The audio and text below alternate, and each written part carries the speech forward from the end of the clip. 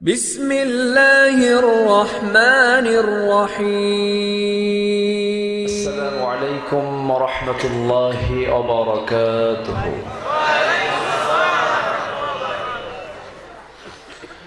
إن الحمد لله الأكرم الذي خلق الإنسان وكرم وعلمه من البيان ما لم يعلم، فسبحان الذي لا يحصى امتنانه باللسان ولا بالقلم. نشهد أن لا إله إلا الله وحده لا شريك له، ونشهد أن سيدنا وحبيبنا ومولانا محمدا عبده ورسوله الذي أرسله بالحق بشيرا ونذيرا وداعيا إلى الله بإذنه وسراجا وقمرا منيرا. فقد قال الله تعالى في كلامه المجيد وفرقانه الحميد: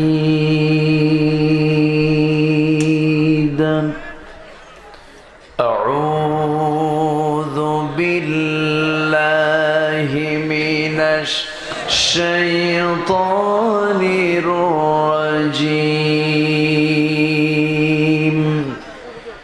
بسم الله الرحمن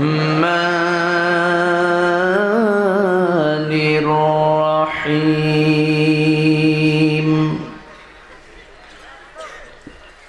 يا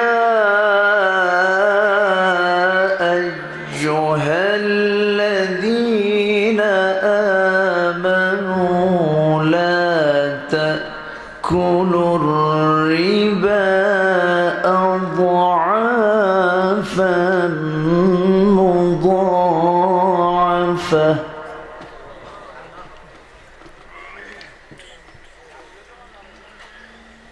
واتقوا الله لعلكم تفلحون.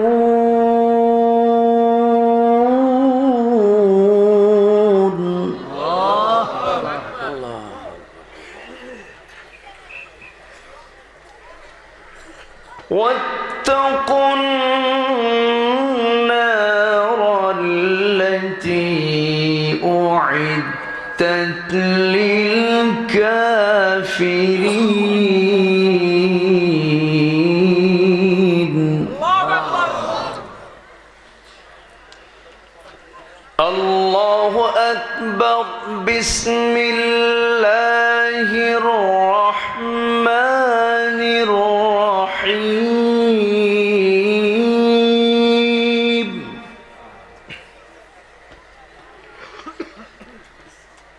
إن الله وملائكته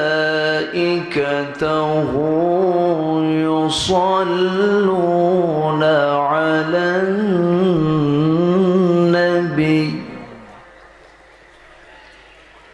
يا أيها الذين آمنوا صلوا عليه وسلموا تسليما. اللهم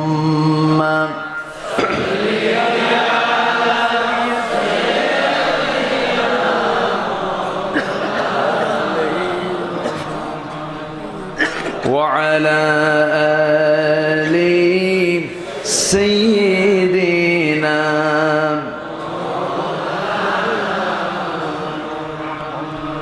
একটু মহব্বত দিয়ে নবীর প্রেমে মাতোয়ারা হয়ে জবান খুলে উচ্চ আওয়াজে সবাই বলুন আল্লাহুম্মা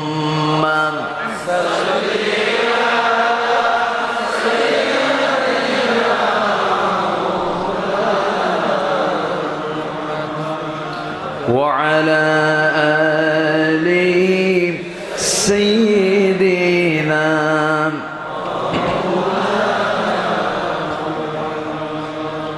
শিবে আবু তালিব সে এক কারাগার কাটলো সেথায় তোমার বহুদিন হলো পার না খেয়ে না ঘুমে কত রাত কেঁদে কেঁদে দিন কায়েমের তরে ধৈর্য ধরে ধরে হে রাসূল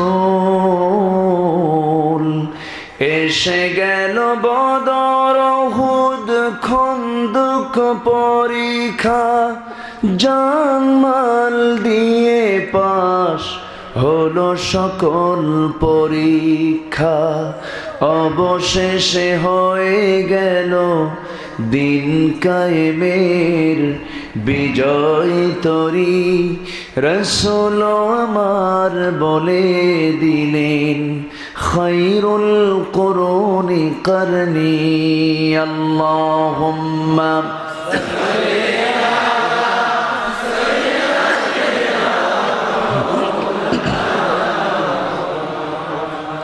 وعلى آل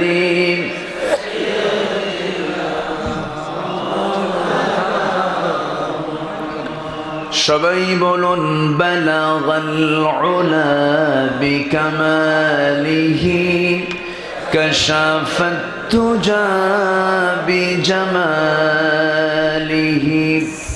حصلت جميع خصاله سلوا مشرق حب محمد مطلع ديوان ما مطلع خورشید سقاس سینه سوزان ما بلغ العلا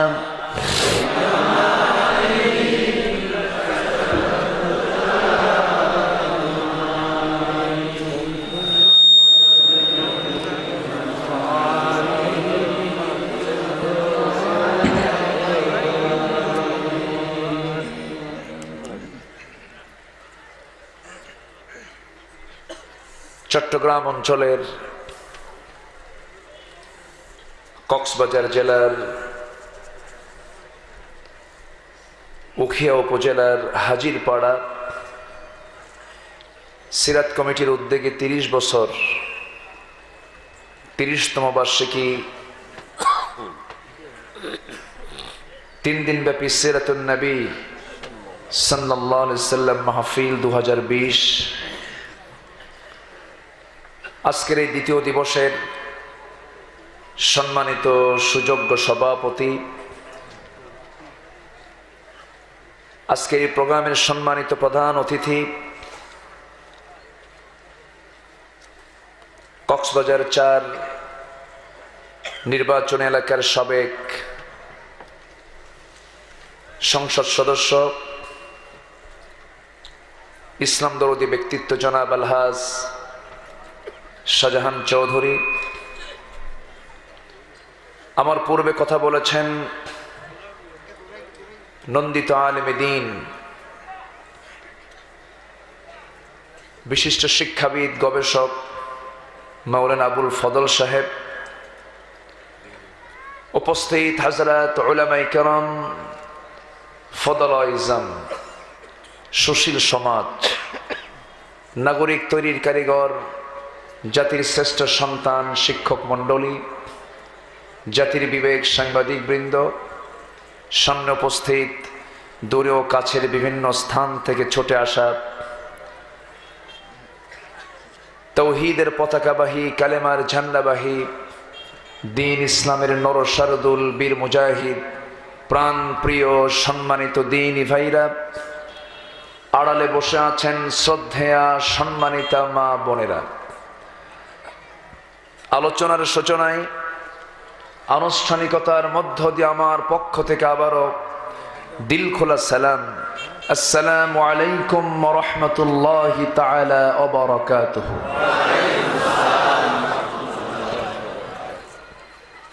আমরা আল্লাহ তাআলার শুকর আদায় করি যে মহান জাল্লা শানুহু আমাকে আপনাকে এমন সুন্দর একটি আয়োজনে, এমন একটি গুরুত্বপূর্ণ বৈঠকে আসার বসার তৌফিক দিয়েছেন। এমন একটি সাজানো ফুল বাগানের ফুল আমরা হতে পেরেছি। শুকর আদায় করছে সেই মহান রবের, সমস্বরে বলে উঠছি আলহামদুলিল্লাহ। আবারও বলছে আলহামদুলিল্লাহ।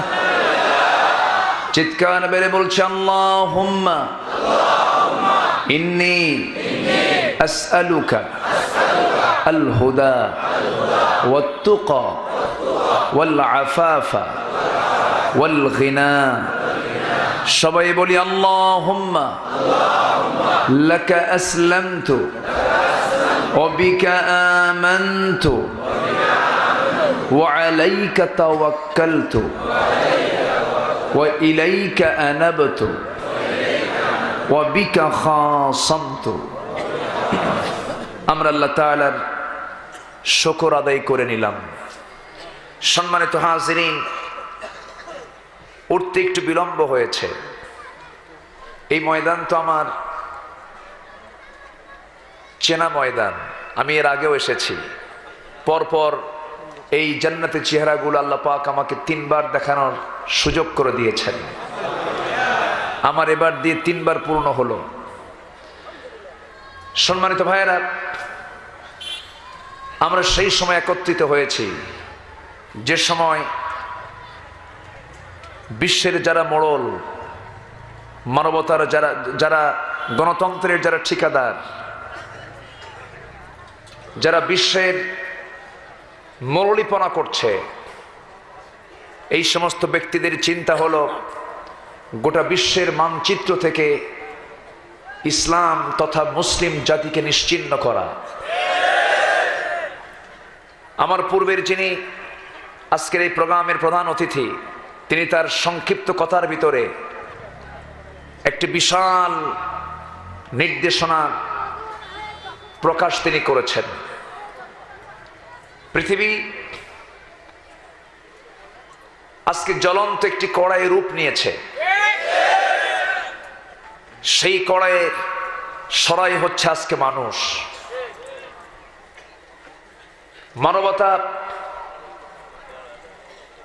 মানবতা আজকে হারিয়ে গেছে। মানবতা নিশ্চিহ্ন, মানবতার কোনো গন্ধ নেই। বনের হিংস্র পশু, তার নিরাপত্তার জন্য আল্লাহ পাক তাকে দিয়েছেন পায়ে কিছু নখ এবং মুখে দিয়েছেন কিছু হিংস্র দাঁত। আর মানুষ আজকে পৃথিবীকে ধ্বংস করার জন্য গোলা বারুদ, কামান, অস্ত্র, অ্যাটম বোম প্রস্তুত করেছে বিশ্বকে ধ্বংস করার জন্য।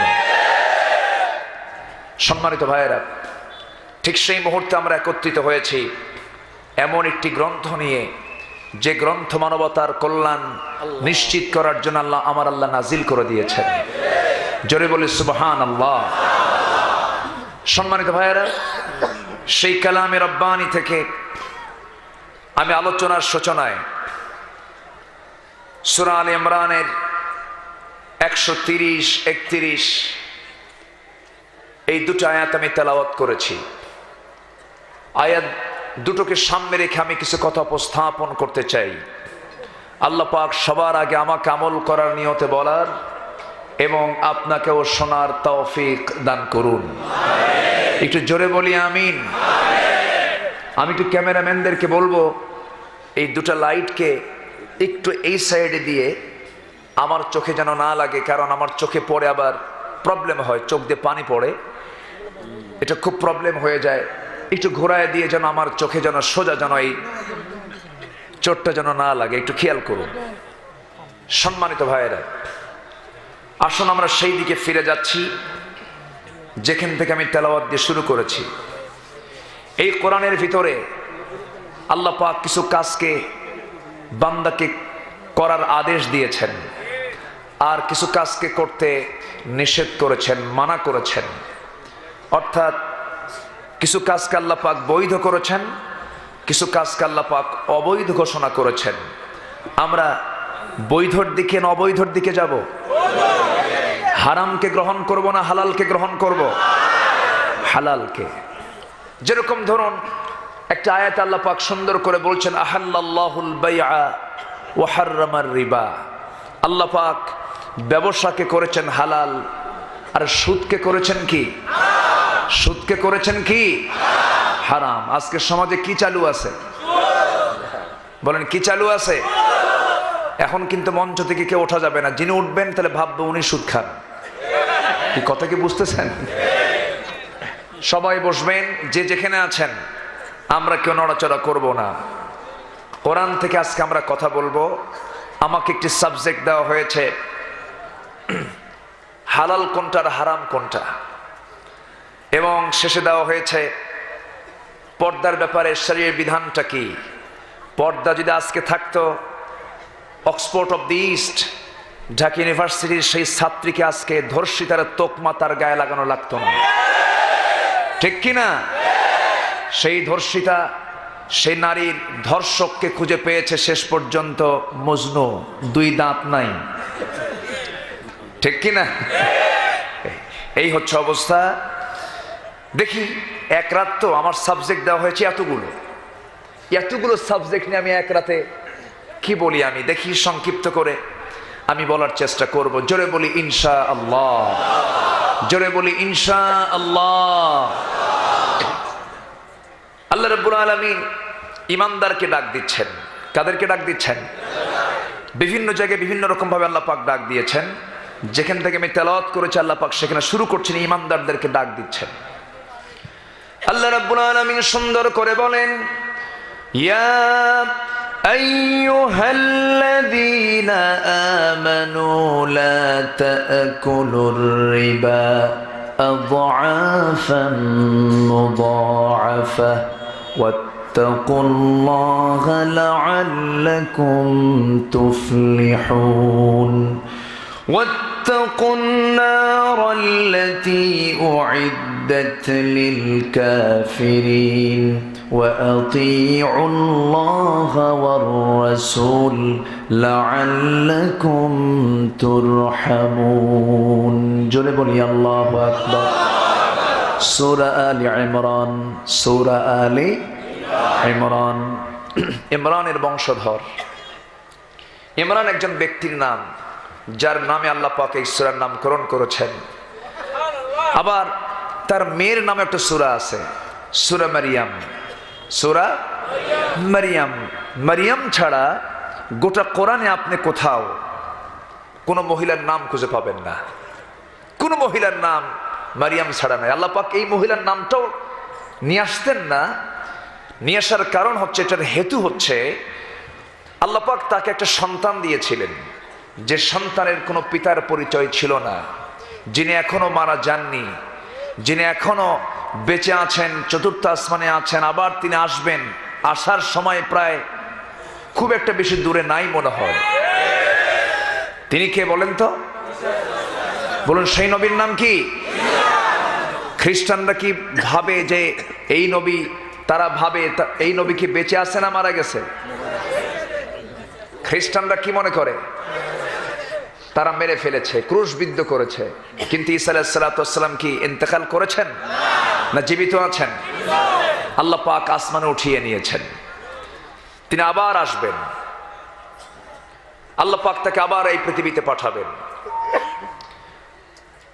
তো এই ঈসা আলাইহিস সালাতু ওয়াস সালামের পরিচয়টা কেমন করে তার সমাজে উপস্থাপন করবে? তার তো পিতা নাই, অবশ্যই একজনের পরিচয় দিয়ে তাকে তো সমাজে তার পরিচিতি হাইলাইট করতে হবে। আল্লাহ রাব্বুল আলামিন এই জন্য এখানে মারিয়ামের নামটা সংযুক্ত করেছেন ঈসা ইবনু মারিয়াম। মারিয়ামের সন্তান হচ্ছেন ঈসা আলাইহিস সালাতু ওয়াস সালাম। আর বাকি গোটা পৃথিবীর সকল মানব সন্তানের পরিচয় হবে মা দিয়া না বাবা দিয়া? বলেন, মা দিয়া না বাবা দিয়া? বাবা দিয়া। এই জন্য আল্লাহ পাক এই মহিলার নামটা নিয়ে এসেছেন। বাবার দামও কম না, মেয়ের দামও কম না। আল্লাহ ইমরানের কন্যাকে অনেক দাম দিয়েছেন। আল্লাহ রাব্বুল আলামিন তাকে সুন্দর করে মর্যাদা দিয়েছেন, এমন মর্যাদা দিয়েছেন, এমন সম্মান দিয়েছেন, গোটা পৃথিবীর সমস্ত নারী কুলের শ্রেষ্ঠ রমণী বানিয়েছেন। জোরে বলে সুবহানাল্লাহ। মডেল বানিয়েছেন তাকে আল্লাহ রাব্বুল আলামিন। তিনিই তো সিলেকশন করেন। আল্লাহ রাব্বুল আলামিন বলেন, ইন্নাল্লাহা আসতাফা আদাম ওয়া নূহান ওয়া আলা ইব্রাহিম ওয়া আলা ইমরান আলাল আলামিন। জোরে বলুন আল্লাহু আকবার। নিঃসন্দেহে আল্লাহ রাব্বুল আলামিন আদম আলাইহিস সালাতু ওয়াস সালামকে, নূহ আলাইহিস সালাতু ওয়াস সালামকে, ইব্রাহিম আলাইহিস সালাতু ওয়াস সালামকে, আলী ইমরানকে গোটা পৃথিবীবাসীর উপরে মর্যাদা দিয়েছেন, সিলেকশন দিয়েছেন, নির্বাচন করেছেন। কে? আসতে বলবেন না কে? আমাদের সবার আদি পিতা কে? আদি পিতা কে? সেকেন্ড পিতা নূহ আলাইহিস সালাতু ওয়াস সালাম। জাতির পিতা কে? একটু জোরে বলেন, আর একটু জোরে বলুন, আর একটু জোরে বলুন। তিনবার বলায় দিলাম, ঠিক আছে না? যেন কোনো ভুল টুল না হয়। এটা জোর করে পাওয়ার জিনিস নয়, এটা জোর করে বলায় দেওয়ার জিনিস নয়। সম্মানিত ভাইয়েরা, হাসরের ময়দানে কেউ কারো কাছে লাগবে? কেউ কাউকে চিনবে? কেউ কাউকে চিনবে না। সেই হাসরের ময়দানে সমস্ত মানুষ 50,000 বছর যখন পার হয়ে যাবে, অস্থিরতা পোষণ করে তারা চলে যাবে আদি পিতা আদম আলাইহিস সালাতু ওয়াস সালামের কাছে। বলবে, হে আমাদের আদি পিতা, বিচার কার্য কখন শুরু হবে আপনি একটু বলুন। তিনি বলবেন, বলতে পারবো না। তোমরা চলে যাও নূহের কাছে। নূহ আলাইহিস সালাতু ওয়াস সালাম বলবেন, বলতে পারবো না। তোমরা চলে যাও জাতির পিতা ইব্রাহিম আলাইহিস সালাতু ওয়াস সালামের কাছে। ইব্রাহিম আলাইহিস সালাতু ওয়াস সালাম বলবেন, আমিও আজকে কিচ্ছু করতে পারবো না, তবে পরামর্শ দেওয়া যায়। তোমরা চলে যাও মূসার কাছে। তিনি বলবেন, পারবো না। তোমরা চলে যাও ঈসা আলাইহিস সালাতু ওয়াস সালামের কাছে। তিনিও বলবেন, পারবো না। তবে হ্যাঁ, তোমরা যদি শেষ জামানার পয়গম্বরের কাছে যদি চলে যাও, একটা ফয়সালা হয়ে যাবে। জোরে বলি সুবহানাল্লাহ, আরো জোরে বলি সুবহানাল্লাহ। আমার ভাইরা, যেই হাসরের ময়দানে ইব্রাহিম আলাইহিস সালাতু ওয়াস সালাম পর্যন্ত নবীকে দেখায় দিবেন, সেই নবীকে বাদ দিয়া, সেই নবীর দল বাদ দিয়া কোন নেতার দল করো তুমি? কোন নেতার পথ ধরো তুমি? কোন চরিত্রকে তুমি তোমার চরিত্র বানাও? সব সিরাতকে বাদ দিয়ে আমার সিরাত হবে সিরাতুন নবী সাল্লাল্লাহু আলাইহি ওয়াসাল্লাম। আমার নবীর সিরাতকে লালন করতে হবে। আমার নবীর গুণাবলীকে আমার জীবনে বাস্তবায়ন করতে হবে। এই পৃথিবীর প্রতিটি মানবতার জন্য আল্লাহ রাব্বুল আলামিন মডেল করেছেন সেই রাসূলকে। লাকাদ কানা লাকুম ফি রাসূলিল্লাহি উসওয়াতুন হাসানাহ। জোরে বলুন আল্লাহু আকবার। তোমাদের জন্য উত্তম আদর্শের বাস্তব নমুনা তো কেউ না, তিনি হচ্ছেন মুহাম্মদুর রাসূলুল্লাহ সাল্লাল্লাহু আলাইহি সাল্লাম। তাকে ছাড়া কোনো আদর্শ গ্রহণ করা যাবে না। কিছু কিছু মুসলমানের দাবিদার আছে, যদি বলা হয় তোমার প্রিয় ব্যক্তিকে, তোমার প্রিয় ব্যক্তিত্বকে, রবি ঠাকুর, বঙ্কিমচন্দ্র, শরৎচন্দ্র, তুমি মুসলমান হয়ে তোমার ব্যক্তিত্ব যদি এমন হয়, তোমার প্রেরণা যদি এমন ব্যক্তি হয়, অবশ্যই বুঝতে হবে, বুঝে নেব আমরা সেটা হলো তোমার নামটা ঠিক আছে কিন্তু তোমার কামটা আবু জেহেলের হয়ে গেছে। আল্লামা ইকবাল আফসোস করে বলছেন, বেমুস্তাফা বরসানে খাহিশ রাকে দিন হমিনস্ত अगर बेवाने रसीदे तमाम बुलहबियस्त। তোমার আদর্শ যদি নবীর আদর্শের সঙ্গে যদি মিলে যায় তাহলে ভাবতে হবে এটা তোমার জন্য সঠিক দিন, আর যদি নবীর আদর্শের সঙ্গে যদি না মিল পড়ে যায় ভাবতে হবে তোমার সমস্ত আমলগুলো আবু লাহাবের হয়ে গেছে।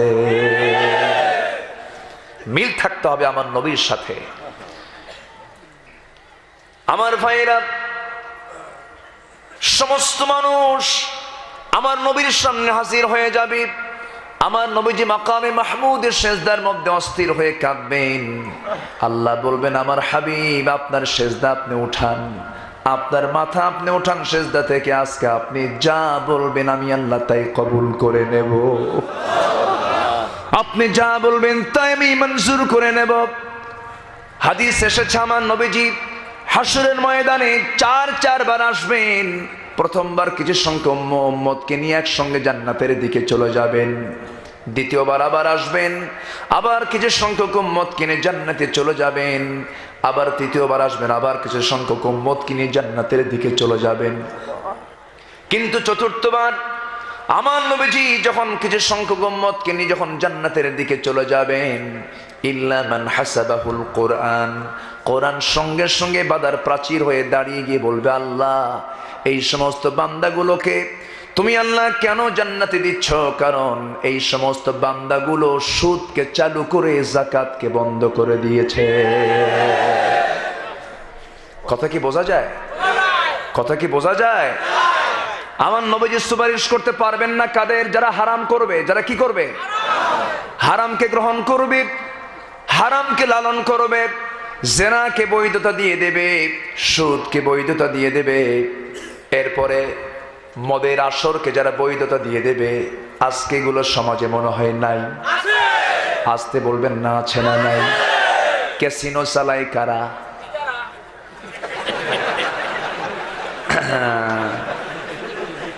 খুব সুন্দর,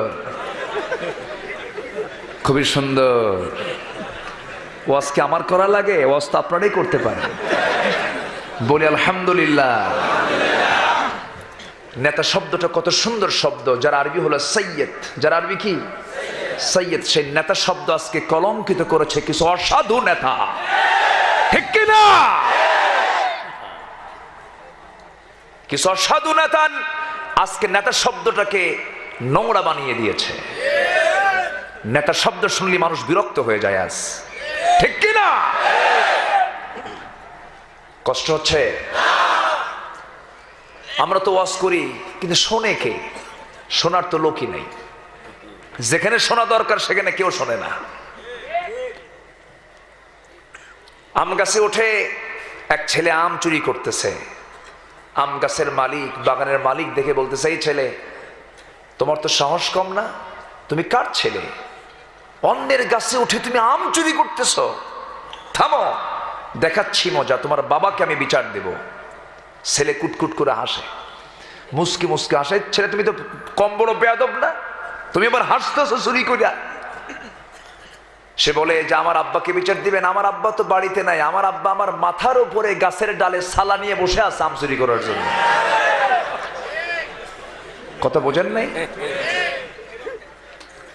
কাকে বলবেন? ক্যামেরাম্যান, মানুষের মনোযোগিতা ওই দিকে চলে যায়, আপনি লাইট ছাড়া আপনি করে ফেলেন। সম্মানিত ভাইয়েরা, কষ্ট হচ্ছে আপনাদের? আলোচনা চালাবো? জোরে বলি ইনশাআল্লাহ। দেশের সম্পদের কোনো ঘাটতি নেই আমার দেশে। কক্সবাজারে যা আছে গোটা দেশ চলবে এটা দিয়া। আল্লাহু আকবার। আমার দেশের সমুদ্র আছে, নদী আছে, বিল আছে, ঝিল আছে, হাওড় আছে, পাহাড় আছে, বন বনানি আছে। বান্দরবন তো যেন নববধূর মতো সাজিয়ে আছে। জোরে বলেন সুবহানাল্লাহ। কি নেই? সবই তো আছে, কিন্তু নেই শুধু একটাই, সেটা হলো সৎ নেতৃত্ব নাই। ঠিক কিনা? আজকে এক নেতা যদি থাকতো বাংলার জমিন ওমরের মতো, গোটা পৃথিবীর 1 নম্বর রাষ্ট্রে পরিণত হতো বাংলার জমিন, কিন্তু নাই। 1975 সালে 15 আগস্টে এদেশের স্বাধীনতার স্থপতির ইন্তেকাল হয়। জানুয়ারিতে উনি একটা বক্তৃতা করেছিলেন। উনি বলেছিলেন, বিদেশ থেকে টাকা ভিক্ষা করে আনি, আর চোররা সব খাইয়া শেষ করে। সেই চোরের আওলাদরা এখনো আছে না নাই? আসতে বলবেন না, আছে না নাই? এখনো আছে। সম্মানিত ভাইয়েরা, আমার এমন একটা সাবজেক্ট আজকে দেওয়া হয়েছে, দারুণ গরম। কোনটা হালাল আর কোনটা হারাম বোঝেন নাই? সম্মানিত ভাইয়েরা, সুদ মারাত্মক একটি গুনাহ। সুদের কারবার যে করে সে যেন কোমরে গামছা বেঁধে আল্লাহর বিরুদ্ধে যুদ্ধে নামে। জোরে কোন নাউজুবিল্লাহ, জোরে কোন নাউজুবিল্লাহ। সুদের ধারে পাশে যাওয়া যাবে? আসতে বলবেন না, যাওয়া যাবে? সুদ খাওয়া কি? আসতে খাবেন, সুদ খাওয়া কি? কিন্তু হারাম তো ঠিকই বললেন, কিন্তু আমরা তো এই হারাম থেকে কেউ বাঁচতেছি না, কেউ তো রেহাই নাই। প্রত্যক্ষ না হলেও পরোক্ষভাবে সুদের সঙ্গে সম্পৃক্ততা সব পীর সাহেবদেরও আছে না নাই? সবারই আছে। আপনার দরবার থেকে মুরিদের প্রোডাকশন দিয়ে আপনি সুদ বন্ধ করতে পারবেন না। এরকম লক্ষ লক্ষ ওয়াজ মাহফিল করে আপনি সুদ বন্ধ করতে পারবেন না। সুদ বন্ধ হবে যাকাত ভিত্তিক অর্থনীতি চালু করে দিলে পরে।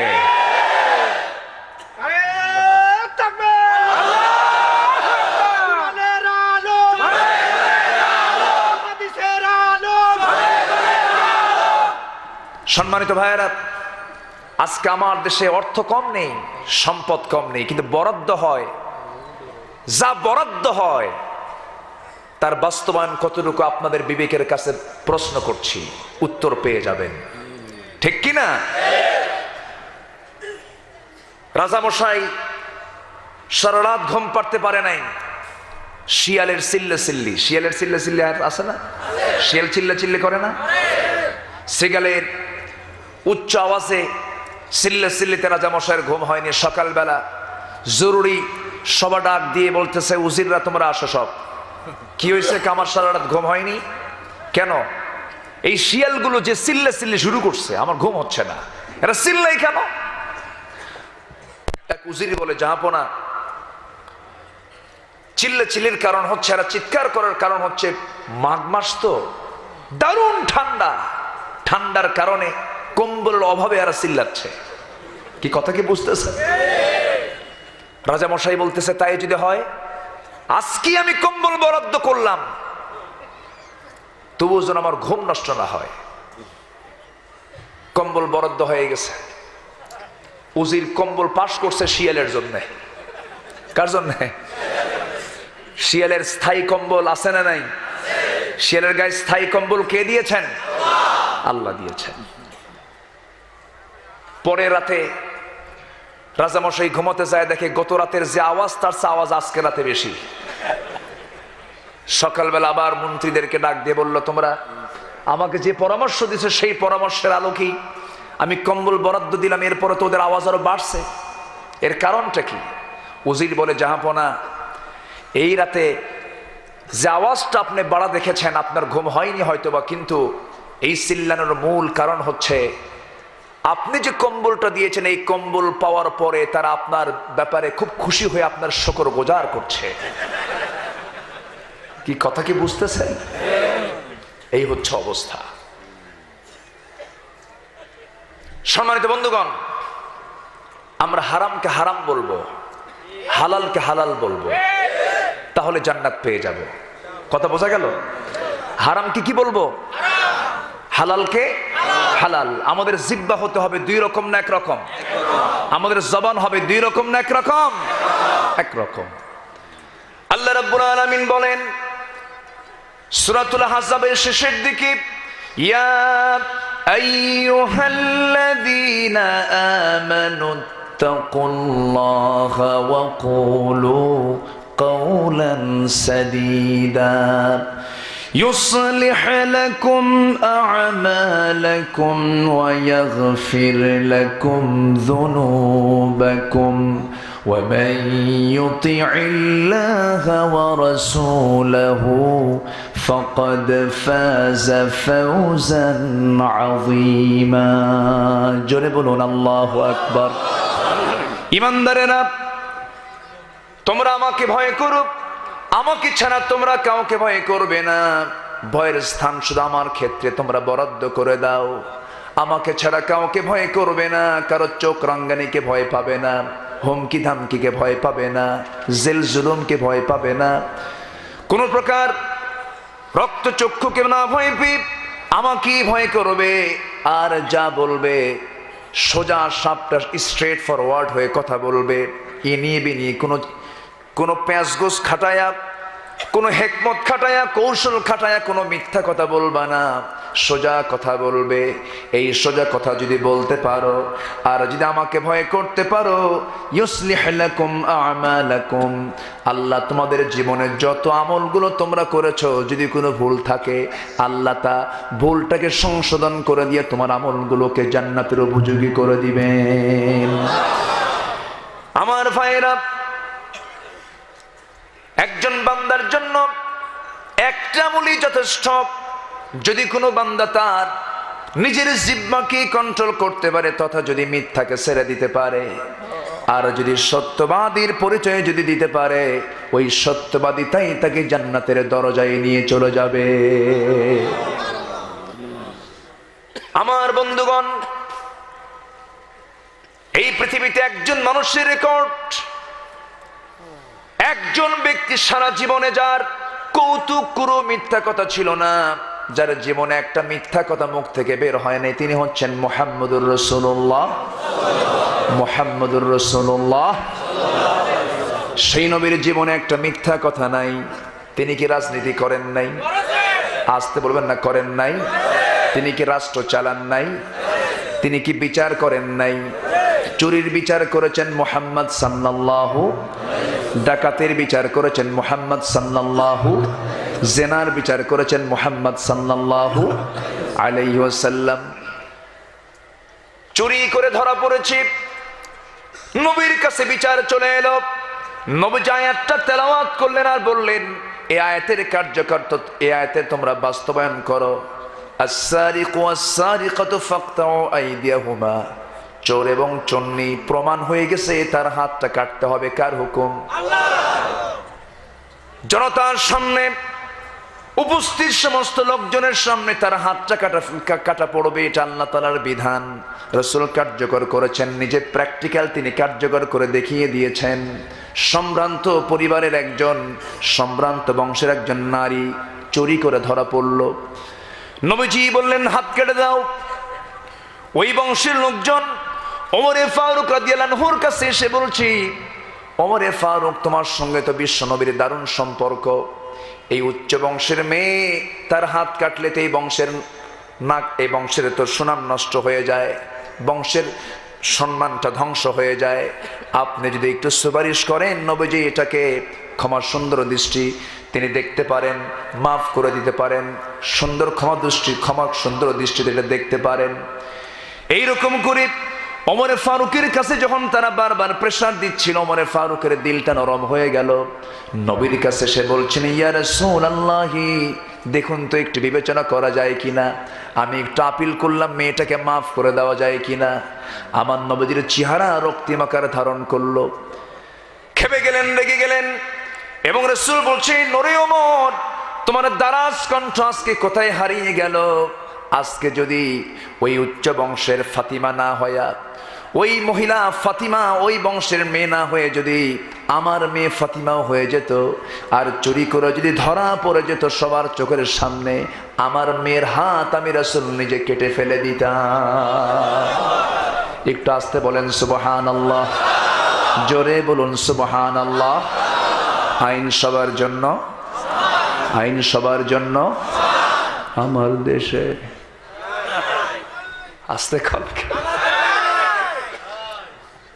গরিবের মেয়ে বাড়ি থেকে 4-5 দিন না থাকলে, বাড়ি থেকে চলে গেছে কোথাও, তখন কি বলে? হ্যাঁ, পালায়ে গেছে, বের হয়ে গেছে। তুমি কি জানো অমুকের মেয়ে নাই, বের হয়ে গেছে। আর ধনী ঘরের পরিবার, ধনী পরিবারের কোনো মেয়ে যদি বাড়ি থেকে 8-10 দিন না থাকে, কোথায় গেছে? একটু বেড়াতে গিয়েছে, ঠিক কিনা? যে দেশের বিচারের স্বাধীনতা নেই, এই স্বাধীনতা কোনোদিন স্বাধীনতা হতে পারে না, ঠিক কিনা? সকল স্বাধীনতা নিশ্চিত করার আগে জনগণকে দিতে হবে কথা বলার স্বাধীনতা, কাজের স্বাধীনতা, ঠিক কিনা? আজকে আমরা কোথায় আছি? আমার নবীজি সবকিছুর তিনি মডেল ছিলেন। সিরাত মাহফিল তো, নবীজির জীবন থেকে কিছু কথা বলা দরকার, আছে না নাই? আসতে বলবেন না, আছে না নাই? আছে। নবীজি ডাকাতের বিচার করেছেন, আমার রাসূল খুনের বিচার করেছেন। খুন করেছে, তাকে ছাড়েন নাই। আমার রাসূলের কাছে এসে একজন কালিমা পড়ে মুসলমান হয়ে গেছে, কিন্তু মুনাফিক, অসুস্থ হয়ে গেছে। রাসূল বললেন, তুমি অমক এলাকায় কিছু উট নিয়ে আছে, উটনির দুধটা তুমি পান করো, সুস্থ হয়ে যাবে। উটনির দুধ পান করে সে সুস্থ হয়ে যায়। তো অনেকগুলো উটের একজন রাখাল ছিল, সে ভাবলো এই রাখালকে যদি আমি হত্যা করতে পারি, এই উটগুলো আমি অপহরণ করতে পারবো। চিন্তা করেন, সুস্থ হয়ে রাখালকে হত্যা করে উটগুলো সব অপহরণ করে নিয়ে চলে যাচ্ছিল। এইদিকে জিবরিল আমিন রসুলের কাছে খবরটা দিয়ে দিয়েছেন। রসুল খবর জানতে পেরে বললেন, তাড়াতাড়ি ওরা যেখানে পাও ধরো। ধরা হলো। ধরার পর রসুল বললেন, ওই রাখালকে যেমন করে হত্যা করেছে ওকে তেমন করে হত্যা করো। আল্লাহু আকবার বলবেন না? আমরা শুধু ওয়াজ শুনেছি, রসুল ছিলেন দয়ার সাগর, খালি মাফ করে দিছে। খালি এই ওয়াজই শুনলাম সারা জীবন। আমার রাসূল ছিলেন আইনের ব্যাপারে দারুণ কঠোর, ঠিক কিনা? আমার নবীজি বললেন, ওকে তেমন করে শাস্তি দাও যেমন করে ওই রাখালটিকে সে শাস্তি দিয়েছে। হাদিস এসেছে, নবীজি অর্ডার দিলেন, তার হাত এবং পা দুইটা বেঁধে রাখা হলো, মরুর তপ্ত বালুতে চিৎ করে শুয়ে রাখা হয়েছে। পানির জন্য ছটফট করছিল লোকটা। ওই খনি বারবার যখন পানির জন্য সে ছটফট করে, সাহাবা একরামের ভিতরে একটু দয়া হচ্ছিল। নবীর কাছে বলা হলো, ইয়া রাসূলুল্লাহ, ওই খনি তো কিছু পানি চায়, আমরা তাকে পানি দেব নাকি? রাসূল বললেন, শোনো, যখন সে ওই রাখালটাকে হত্যা করেছিল, সে কি তাকে পানি দিয়েছে নাকি না পানি দেয় নাই? আমার রাসূল বললেন, খবরদার খবরদার, এক চুল পরিমাণ পানি যেন তার মুখের মধ্যে না ঢোকে। এটাই হলো আইন। হাদিস এসেছে, সেই খনি পানি না পেয়ে তপ্ত মরুর সেই বালুগুলো চাটতেছিল, পানির জন্য ছটফট করছিল। নবীর অর্ডার ছিল, খবরদার তাকে তোমরা বিন্দু পরিমাণ পানি দিবা না। সেই তপ্ত বালুতে সে ছটফট করতে করতে দুনিয়া থেকে বিদায় নিয়েছে, কারণ সে তো একজন মানুষকে খুন করেছে, ঠিক কিনা বলেন? এই বিধানটা কার? আসতে বলবেন না, এই বিধানটা কার? আল্লাহ পাকের বিধান। সেই বিধানের দিকে ফিরে আসতে হবে, সেই বিধানকে সম্মান করতে হবে, সেই বিধানকে সমাজে বাস্তবায়ন করার জন্য চেষ্টা চালাতে হবে। আমার নবীজির নামাজ পড়তে কোনো বাধা ছিল না।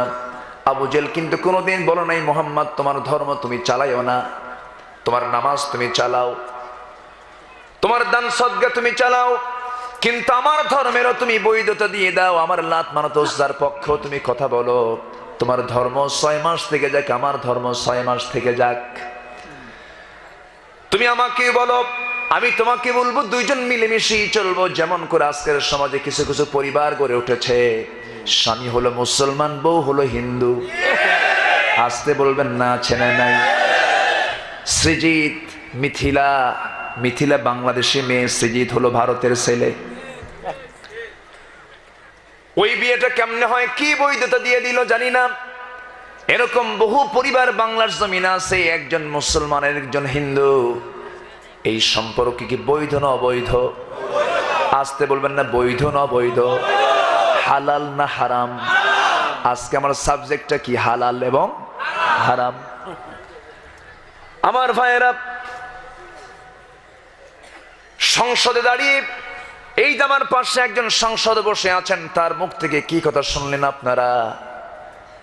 আর আরেকজন সংসদ পার্লামেন্টের সম্মানজনক চেয়ারের সম্মানজনক একটা জায়গায় দাঁড়িয়ে সে বলতেছে, মাননীয় স্পিকার, আমার ছেলে বিয়ে করছে কলকাতার গাঙ্গুলি পরিবারে। আমার ছেলে বউটা খুব ভালো, যখন ঢাকায় থাকে তখন সে 5 ওয়াক্ত নামাজ পড়ে, আবার যখন সে কলকাতায় যায় তখন সে পূজাও করে। কি কথা কি বুঝতেছে? এটা কোন মুফতি আজম ফতুয়া দিল? যাদের কাছে এগুলো কিছু মনে হয় না, তারা মুসলমান নয়, মুনাফিকের বাচ্চা। ওই সমস্ত বাতিলদের মোকাবেলা করতে রাজি আছেন কারা কারা?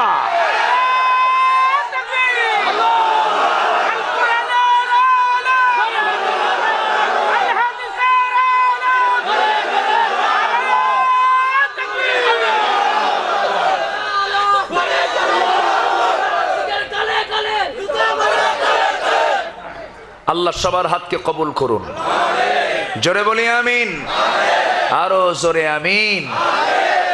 কষ্ট হচ্ছে? আলোচনা চালিয়ে যাব, জোরে বলি ইনশাআল্লাহ। সম্মানিত ভাইয়েরা, আমরা ক্ষতিগ্রস্ত হতে চাই না লাভবান হতে চাই? ক্ষতিগ্রস্ত না লাভবান? সফলতার পথ দেখিয়েছেন কে? 16টি কাজ করলে আমরা সফল হব। কয়টি কাজ? 16টি কাজ, একটাও কিন্তু বলি নাই। একটা একটা করে আজকে আমি শোনাবো, জোরে বলি ইনশাআল্লাহ। তাহলে হারাম আর আমার মধ্যে ঢুকবে না, হারাম আর আমার মধ্যে ঢুকবে না। কিন্তু হারাম যে ধরবে সে কোনোদিন আরাম পাবে না। হারামের কোনো আরাম নাই, হারামের কোনো আরাম নেই। আপনি সুদ খাবেন, আপনার ছেলের মুখ এরকম বাঁকা হয়ে যাবে। কি কথা কি বুঝতেছেন? আপনি সুদ খাবেন, আপনার পেটে এখানে বেদনা, ওখানে বেদনা, আপনার বইয়ের অসুখ, ওই অসুখ, দুনিয়ার অসুখ বিসুখ দিয়া আপনার সুদ শেষ। কি কথা কি বোঝা গেল? হারামের কোনো আরাম নেই। সুদের ধারে পাশে আমরা যাব না, জোরে বলি ইনশাআল্লাহ। সুদ হারাম, ব্যবসা সুদ হারাম, ব্যবসা হালাল। পুরুষ মুসলমান একজন মুসলমান নারীকে বিয়ে করবে, ঠিক কি না? অমুসলিম নারীকে বিয়ে করলে হালাল না হারাম? হালাল না হারাম? বৈধ না অবৈধ?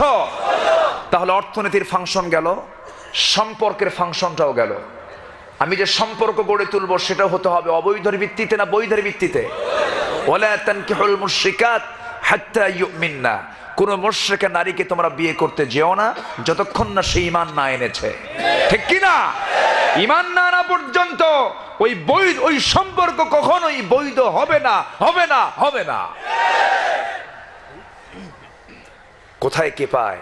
আবার ফতুয়া দেয়, লাকুম দীনুকুম ওয়ালিয়া দিন, বুখারী শরীফের 40 পারা। কথা বোঝেন নাই? মানে এটা কোরআন শরীফ না হাদিস শরীফ তাও জানে না। ঈদুল আজহা অনুষ্ঠিত হবে, ঈদুল আজহা আগামীকালকে। একজন ব্রিফ করছে, একজন নেতা, আগামীকালকে ঈদুল আজহার জানাজা নামাজ। কথা বোঝেন নাই? আল্লাহ আল্লাহ আল্লাহ। এরপরে আরেকজন বিশিষ্ট একজন ব্যক্তি বুড়া বয়সে বিয়ে করছেন। বাচ্চা কেন হয়েছে? হসপিটালে দেখতে গেছে বাচ্চাকে। বাচ্চা কোলের মধ্যে নিয়ে বলবে আলহামদুলিল্লাহ, তাই না? সন্তান কোলের মধ্যে নিয়ে বলবে লা হাওলা ওয়ালা কুওয়াতা ইল্লা বিল্লাহ, লা ইলাহা ইল্লা আনতা সুবহানাকা ইন্নী কুনতু মিনাজ জালিমিন। কি কথা কি বুঝতেছেন? এই হচ্ছে ইলমের দৌড়। সেই ইলম নিয়া আলেমদের বিরুদ্ধে কথা বলো, আলেমদের দিকে তাকালে আল্লাহ পাক সগীরা গুনাহ মাফ করেন। জোরে বলি সুবহানাল্লাহ, আরো জোরে সুবহানাল্লাহ। আলেমরা কার ওয়ারিস? বলেন কার ওয়ারিস? নবীদের ওয়ারিস। আল উলামা ওয়ারাসাতুল আম্বিয়া, এটা আমার কথা নয়, বলেছেন মুহাম্মদুর রাসূলুল্লাহ। আলেমদের বদদোয়া নিও না।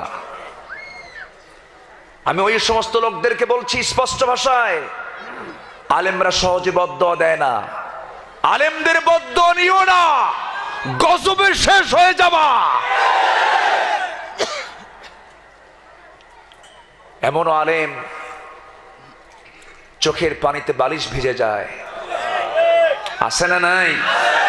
আল্লাহ শোনেন না? আল্লাহ শোনেন না? আল্লাহ দেখেন না? আল্লাহ বুঝেন না? সব বুঝেন। আমাদের কাছে হয়তো 10 বছর, 15 বছর, 20 বছর এটা অনেক সময়, কিন্তু আল্লাহর কাছে এটা কোনো সময়ই না। কত রাজা বাদশাহ আসলো গেল, কত দাপুটে নেতা মাটির সঙ্গে মিশিয়ে দিয়েছেন কে? কারণ বিশাল সম্পত্তির মালিক, তাকে বলা হলো এই সম্পত্তি তোমাকে আল্লাহ দিয়েছে না, আমার বুদ্ধি খাটায় আমার হইছে। যখন বলছে তখন একদম ফাঁকা সাফ না, একেবারে মাটির মধ্যে গেড়ে দিয়েছেন সম্পত্তি সহ কারুনকে। কে? সে আল্লাহ নাই? আসতে বলবেন না, আছে না নাই? তিনটা জিনিস বান্দাকে ধ্বংস করে দেয়। কয়টা জিনিস? তিনটা জিনিস। এর মধ্যে অন্যতম হচ্ছে অহংকার করা। কি করা? কি করা বলেন? অহংকারী লোক তো আমার দেশে নাই। আসতে বলবেন না, আছে না নাই? অহংকারী আছে।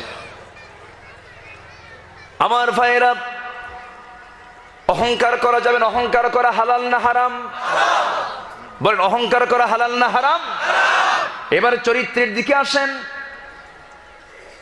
ফার্স্ট শুরু করেছি অর্থনীতি দিয়ে। অর্থনীতির বৈধতা থাকতে হবে, সোর্স অফ ইনকামটাকে বৈধ করতে হবে, তাছাড়া কোনো ইবাদত মঞ্জুর হবে না। নাম্বার 2, আমাদের যে সম্পর্ক এটাকেও বৈধ করতে হবে, এছাড়া আমার কোনো কিছু কবুল হবে না আল্লাহর দরবারে। এবার আমার আপনার মুআমেলা তো সুন্দর হতে হবে। অহংকার কোনো বান্দার জন্য হওয়া যাবে না। অহংকারটা করবেন একমাত্র কে? আসতে বলবেন না কে?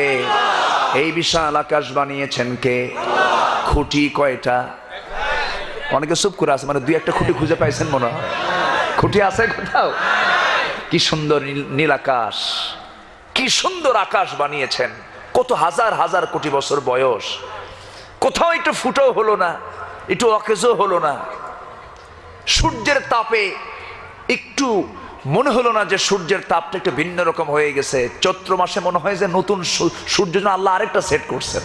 যেরকম সুবহানাল্লাহ। শীতকালে মিষ্টি লাগে, গ্রীষ্মকালে তাপ লাগে। এত সুন্দর একটি সূর্য কে দিয়েছেন? এত সুন্দর একটি আকাশ কে দিয়েছেন? বিস্তৃত জমিন কে দিয়েছেন? ওয়াল জিবালা আউতাদা, এবং পাহাড়গুলোকে করেছেন পেরেকের মতো। টিনের চাল রক্ষার জন্য যেমন লোহা দিয়ে পেরেক দিয়ে ওটাকে আটকে রাখে, আল্লাহ পাক পৃথিবী যেন আন্দোলিত না হয় এজন্য দিয়েছেন সেই পাহাড়গুলোকে পেরেকের মতো করে। জোরে বলি সুবহানাল্লাহ। আমি যখন আজকে ঢাকা থেকে ফ্লাইটে যখন আসছিলাম, চট্টগ্রাম অঞ্চলের দিকে আসলেই তো পাহাড়গুলো দেখা যায়। সেই পাহাড়গুলো কি সুন্দর যেন সাজিয়ে রেখেছেন, একদম পেরেকের মতো। কে? আসতে বলবেন না কে? সে আল্লাহর হুকুম ভাল লাগে না, তোমার দুনিয়ার তৈরি করা হুকুম ভালো লাগে না। সবার আগে আমার হুকুম মানতে হবে কার? অহংকার করা যাবে। আল্লাহ রাব্বুল আলামিন অহংকার কি হারাম করে দিয়েছেন। আল্লাহ রাব্বুল আলামিন বলেন, লা তামশি ফিল আরদি মারহান ইন্নাকা লান তাখরিকাল আরদা ওয়া লান তাবলুগাল জিবালা তুলা। জমিন অহংকার করে চলো না। তোমার অহংকারে 1 ইঞ্চি তুমি উপরে উঠতে পারবে না, পাহাড়ের চেয়ে উঁচু হতে পারবে না। আবার জমিনকে তুমি 1 ইঞ্চি ডাবায়ও দিতে পারবে না। তোমার অহংকারে কিছুই হবে না। অহংকারটা হলো একমাত্র কার জন্য খাস? আসতে বলবেন না, কার জন্য খাস? আল্লাহর জন্য নির্দিষ্ট বান্দা কখনো অহংকারী হবে না। বান্দা কেমন হবে? ওয়া ইবাদুর রাহমানিল্লাযীনা ইয়ামশুনা আলাল আরদি হাওনা ওয়া ইযা খাতাবাহুমুল জাহিলুনা ক্বালু সালামা। জোরে বলুন আল্লাহু আকবার। রহমানের যারা বান্দা হবে তারা জমিনে বিনয় হয়ে চলবে, রূঢ় আচরণ করবে না, মেজাজ খাটায় কোনো কথা বলবে না, অহংকার করে কোনো কথা বলবে না, দম্ভ করে কোনো কথা বলবে না। অহংকার বিভিন্ন পদের হয়, বিভিন্ন রকমের হয়। অহংকার হয় টাকার, আছে না নাই বলেন? অহংকার হয় চেহারার, অহংকার আছে না নাই বলেন? সুন্দর চেহারা, চেহারার বড়াই করে, সুন্দর বডির বড়াই করে। তোমার এই সুন্দর চেহারা হেরে যাবে, সুন্দর বডি তোমার হেরে যাবে, মরে যাবে, মাটি খেয়ে শেষ করে ফেলবে। আমার বন্ধুগণ, বান্দার জন্য কখনো অহংকার মানায় না। আরেকটা অহংকার হলো ক্ষমতার অহংকার। আসতে কবেন না, আছে না নাই? চেয়ারে যখন বসে ভাবে আমি তো দুনিয়া, ঠিক কিনা বলেন? কিন্তু তোমার এই হিরো হিরো ভাবটাকে মুহূর্তের মধ্যে জিরো বানায় দেওয়ার ক্ষমতা কে রাখেন? আসতে বলবেন না, কে রাখেন? আল্লাহ রাখেন। আমার বন্ধুগণ, আমরা এই নিকটবর্তী দুনিয়াতেও কত প্রেসিডেন্টদেরকে দেখলাম, কত রাজাদেরকে দেখলাম, কালকে হাসতেছে, আজকে ফাঁসির দিকে চলে যাচ্ছে, ঠিক কিনা? এই জন্য অহংকার করা যাবে না, অহংকারটা করা হারাম। অহংকার আল্লাহর জন্য খাস। অহংকারটা হলো আল্লাহর চাদর। কার চাদর? আবার ভাববেন না যে আল্লাহ গায়ে চাদর দেয়।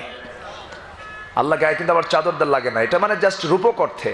কেউ চাদর গায়ে দিয়ে, আচ্ছা আপনি যদি টান দেন, বারবার টানেন, লোকটা বিরক্ত হবে না? লোকটার কষ্ট হবে না? কষ্ট হবে। তো অহংকার বান্দার জন্য কখনো উপযুক্ত নয়। অহংকার উপযুক্ত কার জন্য? আল্লাহর জন্য। তিনটা জিনিস ধ্বংস করে ফেলে। আরেকটা হলো অপচয় যে করবে সে ধ্বংস হয়ে যাবে, সে কখনো আল্লাহর সামনে সে রহমত প্রাপ্ত হবে না, আল্লাহর সামনে সে নাজাত পাবে না। অপচয় করা যাবে না। আজকে অপচয় সমাজে আছে না নাই? আসতে বলবেন না, আছে না নাই? অপচয় করা হালাল না হারাম? অপচয় করা হালাল না হারাম? অপচয়কে আল্লাহ রাব্বুল আলামিন হারাম করে দিয়েছেন। বিশাল সম্পত্তির মালিক, নিজের জন্য একটা গাড়ি, বউয়ের জন্য একটা গাড়ি, ছেলের জন্য একটা গাড়ি, কুত্তার জন্য আরেকটা গাড়ি, আছে না নাই? কুত্তা বহন করে, তার জন্য একটা গাড়ি লাগে। সে কুত্তার খাবারের খরচ মাসে 3 লাখ টাকা বহন করে, আর এদিকে মানুষ না খায় মরে, ঠিক কিনা? হালাল না হারাম? অপচয় করে হালাল না হারাম? অপচয় করে শয়তানের কি? এটা কার ফতুয়া? এটা কার ফতুয়া বলেন? কে বলেছেন এটা? ওয়ালা তুবাযযির তাবযীরা ইন্নাল মুবাযযিরিনা কানু ইখওয়ানাশ শাইতান ইন্নাহু লাকুম আদুউম মুবিন। জোরে বলুন আল্লাহু আকবার। বিয়ের অনুষ্ঠানে খরচ আছে না নাই? সেখানে অপচয় আছে না নাই? একটা বিয়ের অনুষ্ঠানে আপনি যাবেন, যে পরিমাণ খাবারের আয়োজন করা হয়, আমার তো মনে হয় 3 ভাগের 2 ভাগ ফেলে দেয়, আর 2 ভাগ শুধু কাজে লাগে। আমি কি ভুল বলছি? বিয়ের অনুষ্ঠানে ধনীরা দাওয়াত পায়, ধনী আত্মীয় স্বজন দাওয়াত পায়, কিন্তু গরিবরা দাওয়াত পায় না। যে অনুষ্ঠানে গরিবের দাওয়াত নাই, শুধু ধনীর দাওয়াত, ওই অনুষ্ঠানটা গজব। ওই অনুষ্ঠানটা কি? গজব। আমার ভাইয়েরা, এগুলো হারাম। এই সমস্ত কাজগুলো করা যাবে না। আল্লাহ পাক আরো কিছু হারাম করে দিয়েছেন। বান্দা কিছু কিছু আমলের কারণে জাহান্নামে চলে যাবে। 4টা কারণে বান্দা জাহান্নামে যাবে। একটা সূরার ভিতরে আল্লাহ রাব্বুল আলামিন সূরা মুদ্দাসসিরে বলেছেন, মা সালাকাকুম ফি সাকার قالوا لم نك من المصلين ولم نك نطعم المسكين وكنا نخوض مع الخائضين وكنا نكذب بيوم الدين حتى حتى أتانا اليقين জোরে বলুন আল্লাহু আকবার। আজকে তোমরা কেন জাহান্নামের ভিতরে? জাহান্নামীরা বলবে আমরা 4টা কাজ করে আসি না, এর মধ্যে 1 নাম্বার হলো আমরা আজান শুনেছি, নামাজে যাই নাই। কার হক? নামাজ ছেড়ে দেওয়া হারাম। নামাজ ছেড়ে দেওয়া কি হারাম। নামাজ পড়তেই হবে। নামাজটা পড়া কি? নামাজ আদায় করা কি? নামাজ আদায় করা কি? নামাজ আদায় করা ফরজ।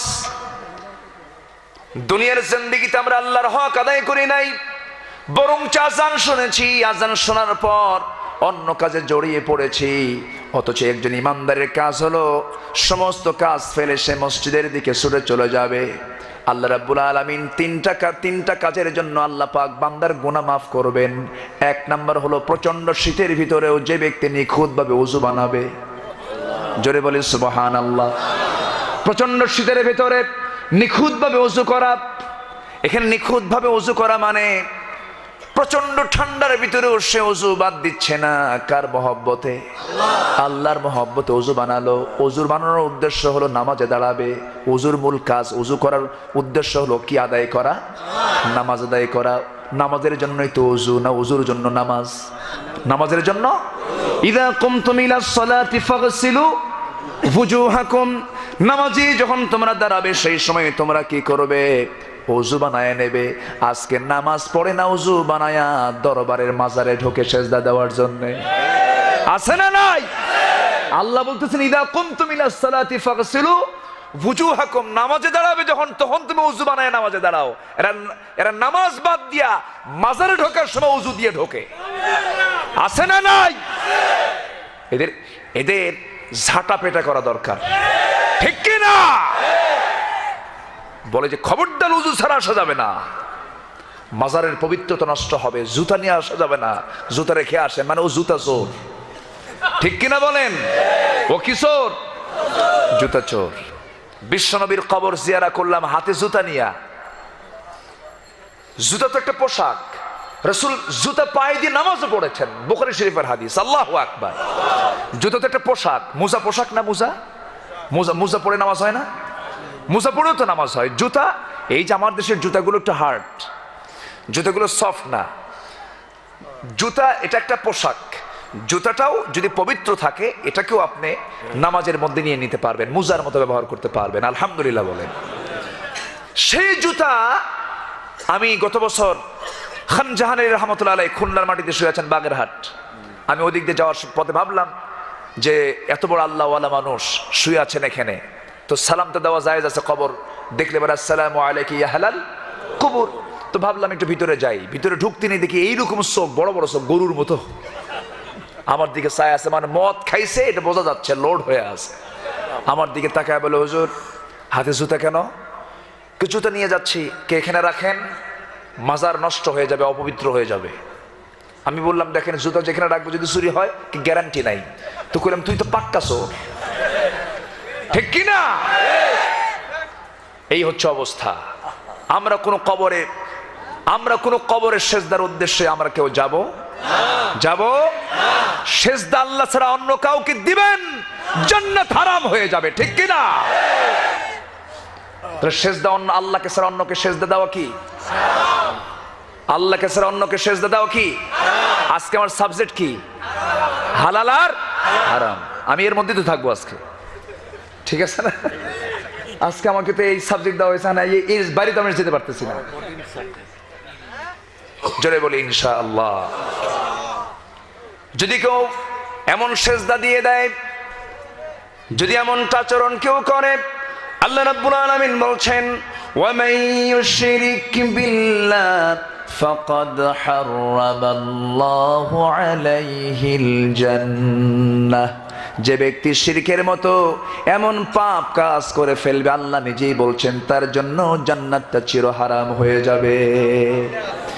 ইন তাজতানিবু কাবাইরা মা তুনহাউনা আনহু নুকাফির আনকুম সাইয়্যাতিকুম ওয়া নুদখিলকুম মুদখালান কারীমা।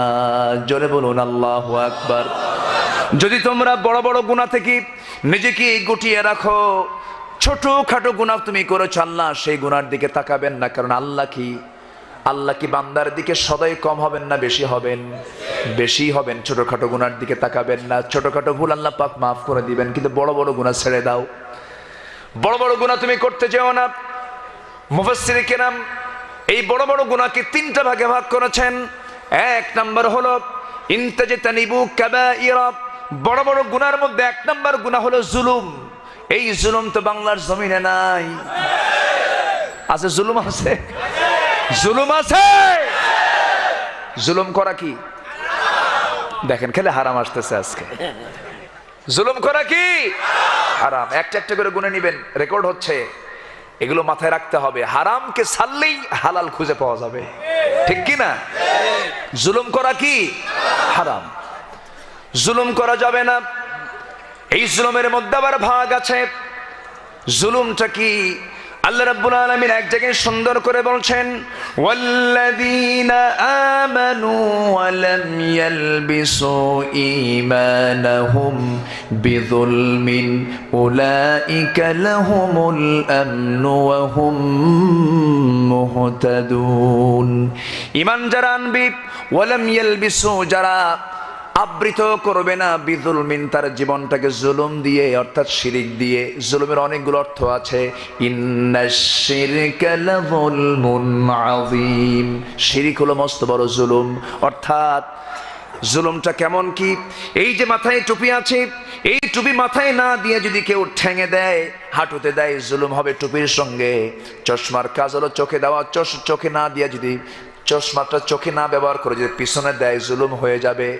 ঘড়ির কাজ হলো হাতে দেওয়া, হাতে না দিয়ে যদি ঠ্যাঙে লাগায়, জুলুম হয়ে যাবে। ঠিক তেমনি যেটা যে জায়গায় রাখা দরকার সেই জায়গায় না রেখে অন্য কোথাও রাখলে পরে এটা জুলুম হয়ে যাবে। সেজদা দেব কাকে? সেজদা কবরে মাজারে দিলে পরে জুলুম হয়ে যাবে। কার সাথে? আসতে বলবেন না, কার সাথে? আল্লাহর সাথে। এই বান্দাকে আল্লাহ রাব্বুল আলামিন কোথাও মাথা নত করে কোনো কাজ করতে মানা করে দিয়েছেন। কদমবুচি আমার দেশে আছে না নাই? কদমবুচি আসছে হিন্দু ভাইদের কাছ থেকে। ওদের মধ্যে শুধু প্রণাম, মাথা নিচু নিচু ভাব, কারোর সামনে আছে না নাই বলেন? সব জায়গায় মাথা নিচু নিচু ভাব। এই মাথা নিচু নিচু ভাবটা তাদের মধ্যে আছে, কিন্তু মুসলমান কারো কাছে মাথা নত করবে না। বরঞ্চ প্রত্যেক প্রাণী যখন খাইতে নেয় হাত দিয়ে খায় না, তারা কি করে? মুখ দিয়ে খায়। মুখ দিয়ে খাইতে গেলে মাথাটা নিচু, মুখ দিয়ে খাইতে গেলে মাথাটা নিচু হয়ে যায়। আর সেই মাথা নিচু করে তারা আল্লাহর সেজদা দেয়। জোরে কোন সুবহানাল্লাহ। আল্লাহ বান্দাকে খাইতে নিয়েও আল্লাহ পাক মাথা নিচু করতে বললেন না। কারণ বান্দা তুই হাত দিয়ে সোজা করে খাবি, আর নির্দিষ্ট করে তুই শুধু আমাকে সেজদা দিবি। জোরে কোন সুবহানাল্লাহ। আল্লাহ বলছেন আমি কাকে ভালোবাসি? التائبون العابدون الحامدون السائحون الراكعون الساجدون الآمرون بالمعروف والناهون عن المنكر والحافظون لحدود الله وبشر المؤمنين। জোরে বলুন আল্লাহু আকবার। আল্লাহ তওবাকারীকে ভালোবাসেন, সেজদাকারীকে ভালোবাসেন, রুকুকারীকে ভালোবাসেন। আল্লাহর আইন যারা সংরক্ষণ করবে তাদেরকে ভালোবাসেন। এগুলো কে বলছেন? আসতে বলবেন না, কে বলছেন? বড় গুনাহ তিন প্রকার। বড় গুনাহ কয় প্রকার? তিন প্রকার। এক নম্বর হলো জুলুম। আল্লাহর সঙ্গে কোনো শিরিক করা যাবে না। বাপ মার হক নষ্ট করা যাবে, বান্দার হক নষ্ট করা যাবে। অর্থাৎ আল্লাহ সমস্ত হক নষ্ট যে করবে এটা হলো জুলুম। এটা কি? জুলুম। বান্দার হক নষ্ট করা যাবে না, পিতামাতার হক নষ্ট করা যাবে না। নবীজি মাঝে মাঝে সাহাবায়ে কেরামকে নিয়ে মাঝে মাঝে ঘটনা বলতেন, ইতিহাস বলতেন, অনেক কাহিনী তুলে ধরতেন। আমার নবীজি মাঝে মাঝে ওয়াজ করতেন, আবার ওয়াজ শুনতেনও। আমার নবীজির সামনে যখন কেউ কথা শুরু করত থেমে দিতেন না।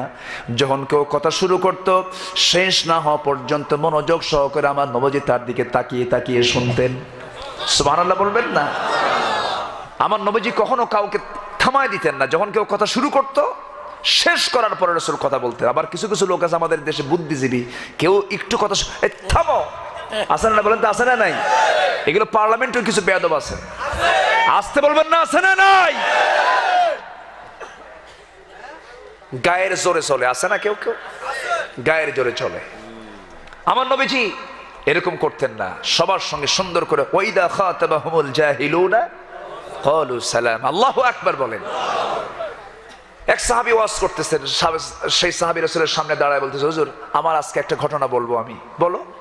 হুজুর আমি যখন ইসলাম পাইনি, দিন পাইনি, জাহেলি যুগে আমি এক মূর্তির পূজা করতাম, সেটাকে আমি দেবতা মনে করতাম, খুব মহব্বত করতাম, খুব সম্মান করতাম, বুকে পিঠে ঘাড়ে নিয়ে আমি সব জায়গায় চলে যেতাম তাকে নিয়ে। এবং যখন কোনো ক্রাইসিস পিরিয়ড হতো তখন তার কাছে বলতাম তুমি আমাকে রক্ষা করো। আমি এত সম্মান করতাম তাকে। একদিন হঠাৎ করে আমি যেতে নিয়ে কোথাও আমার প্রকৃতির চাপ আসলো, হাজতের প্রয়োজন হলো। আমি আস্তে করে মূর্তিটা দেবতাটা নিয়ে তো আর টয়লেটে যাওয়া যায় না, আমি আস্তে করে সম্মানজনক ভাবে সম্মান দেওয়ার স্বার্থে আমি উঁচু একটা মাটিতে কোথাও রেখে আমি চলে গেলাম আড়ালে শৌচকার্য করতে। শৌচকার্য কমপ্লিট হওয়ার পরে এসে ফিরে দেখি আমার সেই দেবতার সেই মূর্তির আপাদ মস্তক পানি দিয়ে ভেজা, গোটা শরীর ভেজা। ভাবলাম এই বুঝি রহমতের পানি। রহমতের পানি মনে করে আমি আমার জিব্বাটা লাগাই দিলাম দেবতার গায়ে। দেবতার গায়ে জিব্বা লাগানোর সঙ্গে সঙ্গে আমার মাথায় একদম টনক নড়ে উঠলো, ওরে বাপরে বাপ, এটা কিসের পানি? দেখি যে আমতা গন্ধ, দুর্গন্ধ। সামনের দিকে তাকায় দেখি কুত্তা একখান লেজ ঝেড়ে ঝেড়ে সামনের দিকে যাচ্ছে। ভাবলাম তো এই কুত্তারই কাজ। হুজুর এমন রাগ উঠলো, সেই দেবতার সবকিছু হাতের মধ্যে নিয়ে এমন জোরে কাছাড় মারলাম, টুকরো টুকরো হয়ে গেল। সাহাবায়ে-কেরাম দেহে হাসি হাসলেন, আর আমার নবী মুস্কে মুস্কে হাসলেন এবং বলেন, ও সাহাবী তোমার কি ওয়াজ এখনো শেষ হয় নাই? কিনা হুজুর এখনো শেষ হয় নাই। এরপর আছাড়টা মেরে ভাবলাম সত্য কোথায়, খুঁজতে খুঁজতে গিয়ে দেখি আপনার কাছে সত্য দিন পেয়েছি, কালিমা পড়ে মুসলমান হয়ে গেছে। জোরে বলে সুবহানাল্লাহ। মাঝে মাঝে করে রাসূল এরকম করে ওয়াজ শুনতেন, আবার ওয়াজ করতেন। তিনি একদিন বলছেন, সাহাবীরা একটা ওয়াজ শুনাই। হ্যাঁ শোনান। আমাদের আগের যুগে বনি ইসরাইলদের ভিতরে 3 যুবক, 3 ইয়াং ছেলে, তারা কোথাও বেড়াতে যাচ্ছিল, পাহাড়ি অঞ্চল দিয়ে যাচ্ছিল কোথাও। হঠাৎ করে একটা ঝড় আসলো, বিশাল ঝড়। সেই ঝড়ের কবলে পড়ে তারা ঝড় থেকে বাঁচার জন্য তারা পাহাড়ি একটা গর্তের মধ্যে আশ্রয় নিল। আশ্রয় নিয়ে তারা ভাবলো ঝড় থামবে, আমরা এখান থেকে বের হয়ে চলে যাব। কিন্তু হিতে বিপরীত হয়ে গেল, বিশাল ঝড় এবং পানি বৃষ্টি শুরু হয়ে গেল। সেই পাহাড়িয়া ঢলে একটা বিশাল ওজনের একটা পাথর এসে তারা যে গুহার মধ্যে আশ্রয় নিয়েছিল সেই গুহার মুখে এসে সেই পাথরটা আটকে গেল, তাদের বের হওয়ার মুখটা বন্ধ হয়ে গেল। এই 3 যুবক পাহাড়িয়া সেই গুহার মধ্যে আটকা পড়ে যাওয়ার পর একজন আরেকজনের দিকে তাকায়, চোখের পানি ফেলে ফেলে কান্দে আর বলে, উপায় তো নেই, কেউ বাঁচাতে পারবে না। বাঁচাতে পারবেন কে? আসতে বলবেন, কে বাঁচাবেন? আমার রাসূল বললেন, সাহাবীরা এই 3 জন যুবক, এক একজন যুবক চোখের পানি ফেলে ফেলে তার জীবনের ভালো ভালো আমলের কথা চিন্তা করে আল্লাহর কাছে কাঁদতে লাগলো। এক যুবক বলে, আল্লাহ জীবনে তেমন কোনো ভালো কাজ করি নাই, তবে একটা কাজ আমি ভালো করার চেষ্টা করেছি। সেই কাজটা হলো, আমার কাছে একজন শ্রমিক কাজ করতে এসেছিল, সকাল থেকে সন্ধ্যা পর্যন্ত কাজ করে সে চলে যায়, আমি তার পাওনাটা দেই নাই, আমি তার শ্রমিকের যে ন্যায্য মূল্য দেই নাই। অনেক দিন পর সে আমার কাছে একদিন আসলো, কিন্তু এর মধ্যে আমি সেই টাকা দিয়া একটা ছাগি কিনেছিলাম, সেই ছাগি থেকে আরো ছাগল হয়েছিল, ছাগলের পাল হয়ে গিয়েছিল। আমার সঙ্গে যেদিন সে দেখা করতে আসছিল, আমি তাকে উপযুক্ত সেই টাকা না দিয়া ছাগল পালটা টোটালি আমি তার হাতে অর্পণ করেছি। আমি আমানত রক্ষা করেছি, আমানতের খেয়ানত করি নাই। আল্লাহ ওই একটা আমল যদি তোমার দরবারে পছন্দ হয়ে যায়, এই পাহাড়ের মুখ থেকে যে পাথরটা তুমি আল্লাহ মেহেরবানি করে সরায় দেওয়ার ব্যবস্থা করে দাও, আমাদের জীবনটা তুমি আল্লাহ ফিরিয়ে দেওয়ার ব্যবস্থা করে দাও। আমার রাসূল বললেন, ওই পাহাড়িয়া 3 যুবকের ভিতরে পাহাড়ের সেই গুহার মধ্যে আশ্রয় থাকে 3 যুবকের, প্রথম যুবকের এই প্রার্থনা আল্লাহর দরবারে মঞ্জুর হয়ে গেছে। পাহাড় থেকে কিছু অংশ, পাহাড়ের মুখ থেকে কিছু অংশ পাথর সরে গেল। আরেকজন যুবক দোয়া করে, আল্লাহ জীবনে তেমন কোন আমল করতে পারি নাই, তবে এক রাতের আমল আমার কাছে মনে হয় আল্লাহ তোমার দরবারে মঞ্জুর হয়েছে কিনা জানি না। গভীর রাতে আমি এসেছি বাড়িতে, আমার বউ আমার ক্লান্ত শ্রান্ত দেহটা দেখে, চেহারা দেখে আমার সামনে এক গ্লাস দুধ আগায়া দিল। সেই দুধ খাওয়ার জন্য আমার ছোট্ট বাচ্চাও সে ছটফট করতেছে, আমি দুধ পান করব। আমি নিজেও খেলাম না, সন্তানকেও খাওয়ালাম না। আমি মনে মনে ভাবলাম পাশের ঘরে তো আমার মা, বৃদ্ধা মা, আমি তাকে খাওয়ায় দেব, আমি তাকে খাওয়ায় দেব। এটা মায়ের হক। এটা কার হক? এটা বাবার হক। কার হক? বাবার হক, মায়ের হক। আমি কি করলাম? আমি সেই গ্লাসটা নিয়ে আমার মুখে না নিয়ে, আমার সন্তানের মুখে না নিয়ে, ইয়াসআলুনাকা মাযা ইউনফিকুন কুল মা আনফাকতুম মিন খায়রিন ফালিল ওয়ালিদাইনি ওয়াল আকরাবিন। খরচের প্রথম খাতটা হবে সবার আগে বাপ মা, সবার আগে বাপ মা, তার জন্য খাতটা করতে হবে। ও আল্লাহ, আমি আমার মার মুখে সেই দুধ, সেই গ্লাস তুলে দিয়েছি, মাকে খাইয়ে দিয়েছি। এই পৃথিবীতে সবচেয়ে বেশি প্রাধান্য দিয়েছি মাকে। আল্লাহ তুমি এই বিপদ থেকে বাঁচায় দাও। পাহাড়ের মুখ থেকে সেই পাথরটা একটু সরে গেছে, জোরে বলে সুবহানাল্লাহ। এবার 3 নাম্বার যুবক বলতেছে, আল্লাহ জীবনে তেমন কোন আমল করতে পারি নাই, তবে আমার চাচাতো বোন একদিন আমার ঘরের মধ্যে ঢুকলো, আমি তার ঘরের মধ্যে ঢুকেছি, দুজন মিলে আমরা জিনার কাছে লিপ্ত হয়ে যাব। আমি আমার চাচাতো বোনের দেহের উপরে পর্যন্ত অবস্থান করেছি, 2 পায়ের মাঝখানে আমি যখন দাঁড়ানো, আমি জেনার কাজে লিপ্ত হয়ে যাব। হঠাৎ করে আমার বোনটা বলতেছে, শোনো, আল্লাহকে তো ভয় করা দরকার, আমাদের আল্লাহ তো দেখতেছেন।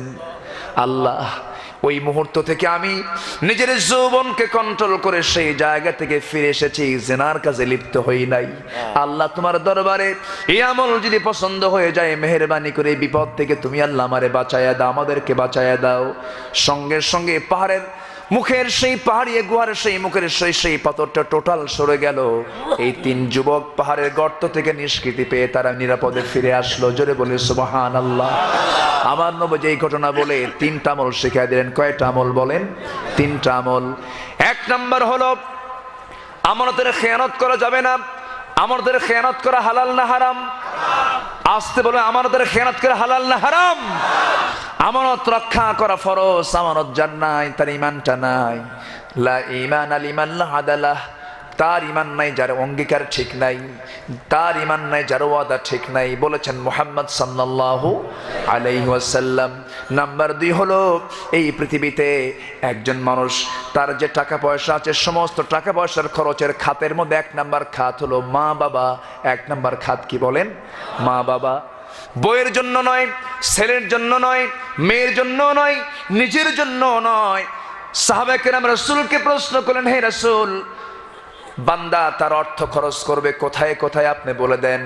আল্লাহ সঙ্গে সঙ্গে আয়াত নাযিল করলেন, জানিয়ে দিলেন, ইয়াসআলুনাকা মাযা ইউনফিকুন কুল মা আনফাকতুম মিন খায়রিন ফালিল ওয়ালিদাইনি ওয়াল আকরাবিন। জোরে বলুন আল্লাহু আকবার। 1 নাম্বার খরচ হবে বাপ মার জন্য, এরপরে স্ত্রী পরিবার পরিজনের জন্য। এই জন্য আমি বলি, মা আগে না বউ আগে? আসতে বলবেন না, মা আগে না বউ আগে? হেডে বউ আগে চলে যায়। খুব সুন্দর। আমি কি শেষ করে দেব? চালিয়ে যাব? নুরুল ইসলাম ভাই চালাবো? ফজর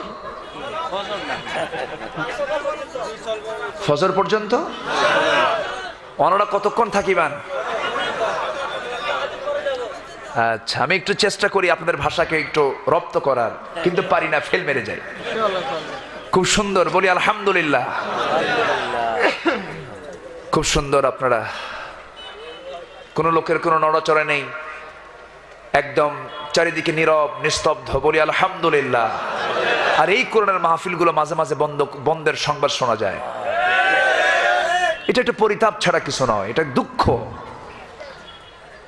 এটা কোনো কথা হলো? কনসার্ট বন্ধ হোক, গান বাজনা বন্ধ হোক, ওয়াজ মাহফিল থেকে মানুষ যখন চলে যায়, চোখের পানি ফেলে ফেলে যায়, রুহের খোরাক নিয়ে যায়, আদর্শ নাগরিকের শিক্ষা নিয়ে যায়, ঠিক কিনা? আমানতের যদি শিক্ষা যদি আজকে জাতি নিত, তাহলে কি দেশে কোনো ক্রাইম হয়? কোনো দুর্নীতি হয়? হয় না। সম্মানিত ভাইয়েরা, বাপ মার হক আদায় করার দরকার আছে না নাই? বাপ মার সঙ্গে যে নাফরমানি করবে, এটা হালাল কাজ না হারাম কাজ? হালাল কাজ না হারাম কাজ? হারাম কাজ। মাকে ধমক দেওয়া যাবে না, বাবাকে ধমক দিয়েও কথা বলা যাবে না।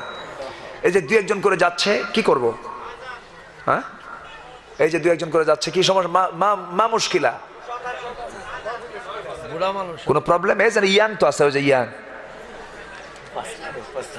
কেউ যাব না। জোরে বলি ইনশাআল্লাহ, জোরে বলি ইনশাআল্লাহ। আবার অনেকে কিন্তু যায় বিড়ি খাওয়ার জন্য যায়, এরকম লোকও আছে। তো এখানে কি বিড়ি খোর নাই? আসতে আসে না? নাই, মানে লুকায় বিড়ি খায়, এদিক ওদিক দেখে, আসেন এরকম আসে না? বলেন তো। হজ করে আসছে, বিড়ি ছাড়ে না। এখন আমি হাসি মানুষ, আমার বিড়ি খাওয়া দেখলে তোমার ইজ্জত থাকে না, খালি এরকম করে এরকম করে আর টানে, আসে না? নাই। তো এইদিকে কেউ নাই, এইদিকে কেউ নাই, উপরে কে আছে? আসে না? নাই। বিড়ি খাওয়া কি?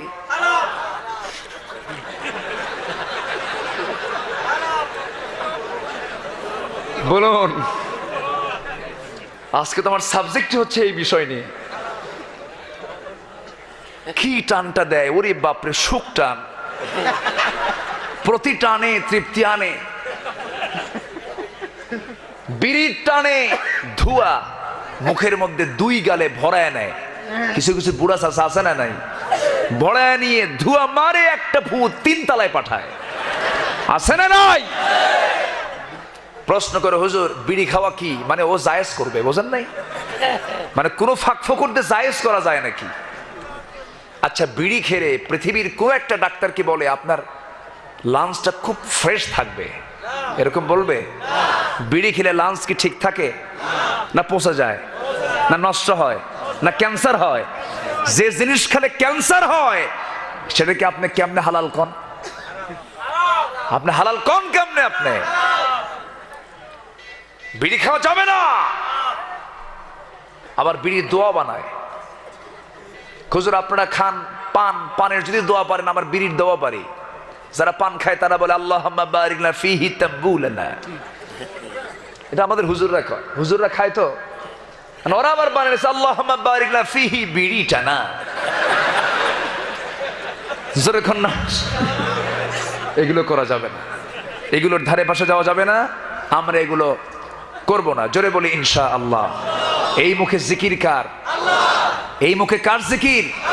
এই মুখ থাকতে হবে দুর্গন্ধ না সুগন্ধ? বিড়িতে দুর্গন্ধ হয় না সুগন্ধ হয়? দুর্গন্ধ হয়। আবার এই বিড়িটা টয়লেটেও খায় অনেকে, ওটা নাকি না টানলে ওর নাকি জুত মতো হয় না। কি যে মুশকিল! মানুষ হল আশরাফুল মাখলুকাত, সৃষ্টির সেরা মানুষ, আর তার অবস্থা দেখেন, একদিকে খায় আরেকদিকে ঝাড়ে। আল্লাহ হেফাজত করুন। আর উখিয়া কুতু পালং, রাজা পালং, এগুলো তো মোটামুটি ইয়া বা কি আছে? আছে এগুলো আছে, এগুলো করা যাবে না। এগুলো শেষ করে দিল। একটা জাতিকে ধ্বংস করার জন্য জাতির যুবকদের হাতে মাদক দ্রব্য তুলে দেওয়াটাই যথেষ্ট, ঠিক কিনা? যুবক শেষ, মেয়েদের ঘর থেকে বের করে দেওয়াই যথেষ্ট, যৌবন শেষ, চরিত্র শেষ, যুবকদের জীবন শেষ, সব শেষ হয়ে গেল। নেশা করে হুন্ডা চালায়, নেশা করে হুন্ডা চালাচ্ছে, কোনো গতির নিয়ন্ত্রণ নাই, দিছে যায় আর ট্রাকে মেরে বা শীত হয়ে পড়ছে, মরছে। এখন ইমাম সাহেব বলতেছে, দেখেন মাত্র 16 বছর বয়স, নাবালক মানুষ নিষ্পাপ হয়ে মারা গেল। ওইদিকে কিন্তু ইয়াবা খায় ট্রাকের পিছনে ধাক্কা খায় মরছে, ও নাকি নিষ্পাপ বলে। কমতি আমার কথা কি বোঝা যায়? আমার কথা কি বোঝা যায়? এই হচ্ছে অবস্থা। এগুলো করা যাবে না। আপনি ইয়াবার কারবার করবেন, আপনার সন্তানকে আপনি ভালো করতে পারবেন না। আপনি আরেক সন্তান নষ্ট করবেন, আপনার সন্তান নষ্ট করবে আরেকজন, ঠিক কিনা? থুতু আপনি আকাশের দিকে মারবেন, সেই থুতু আপনার মাথায় এসে পড়বে। আল্লাহ পাক এই সমস্ত অসৎ ব্যবসা থেকে আমাদেরকে হেফাজত করুন। জোরে বলি আমিন। প্রয়োজনে মরিচ ভর্তা দিয়ে খাওয়া ভালো, কিন্তু হারামের কাছে যাওয়া যাবে না। আল্লাহ সবাইকে বাঁচান। জোরে বলি আমিন, আরো জোরে আমিন। তাহলে বিড়ি খাওয়া যাবে? বিড়ি খাওয়া যাবে না, বিড়ি খাবো না। অনেকে এমনি এমনি প্রশ্ন করে, বুঝলেন? প্রশ্ন করার উদ্দেশ্য হলো জানা না, প্রশ্ন করার উদ্দেশ্য হলো একটা বিতর্ক লাগানো। আমাদেরকে এমনি এমনি অনেকে প্রশ্ন করেন, প্রশ্ন বেশি করবেন না, আমল করবো বেশি আমরা। জোরে বলি ইনশাআল্লাহ। সেদিন একজন আমাকে প্রশ্ন করতেছে, হুজুর ঘড়ি কোন হাতে পড়া যায়, বাম হাতে না ডান হাতে? বললাম তুই দুই হাতে না লাগা, তুই ঠ্যাঙে লাগা। কি কথা বলছেন?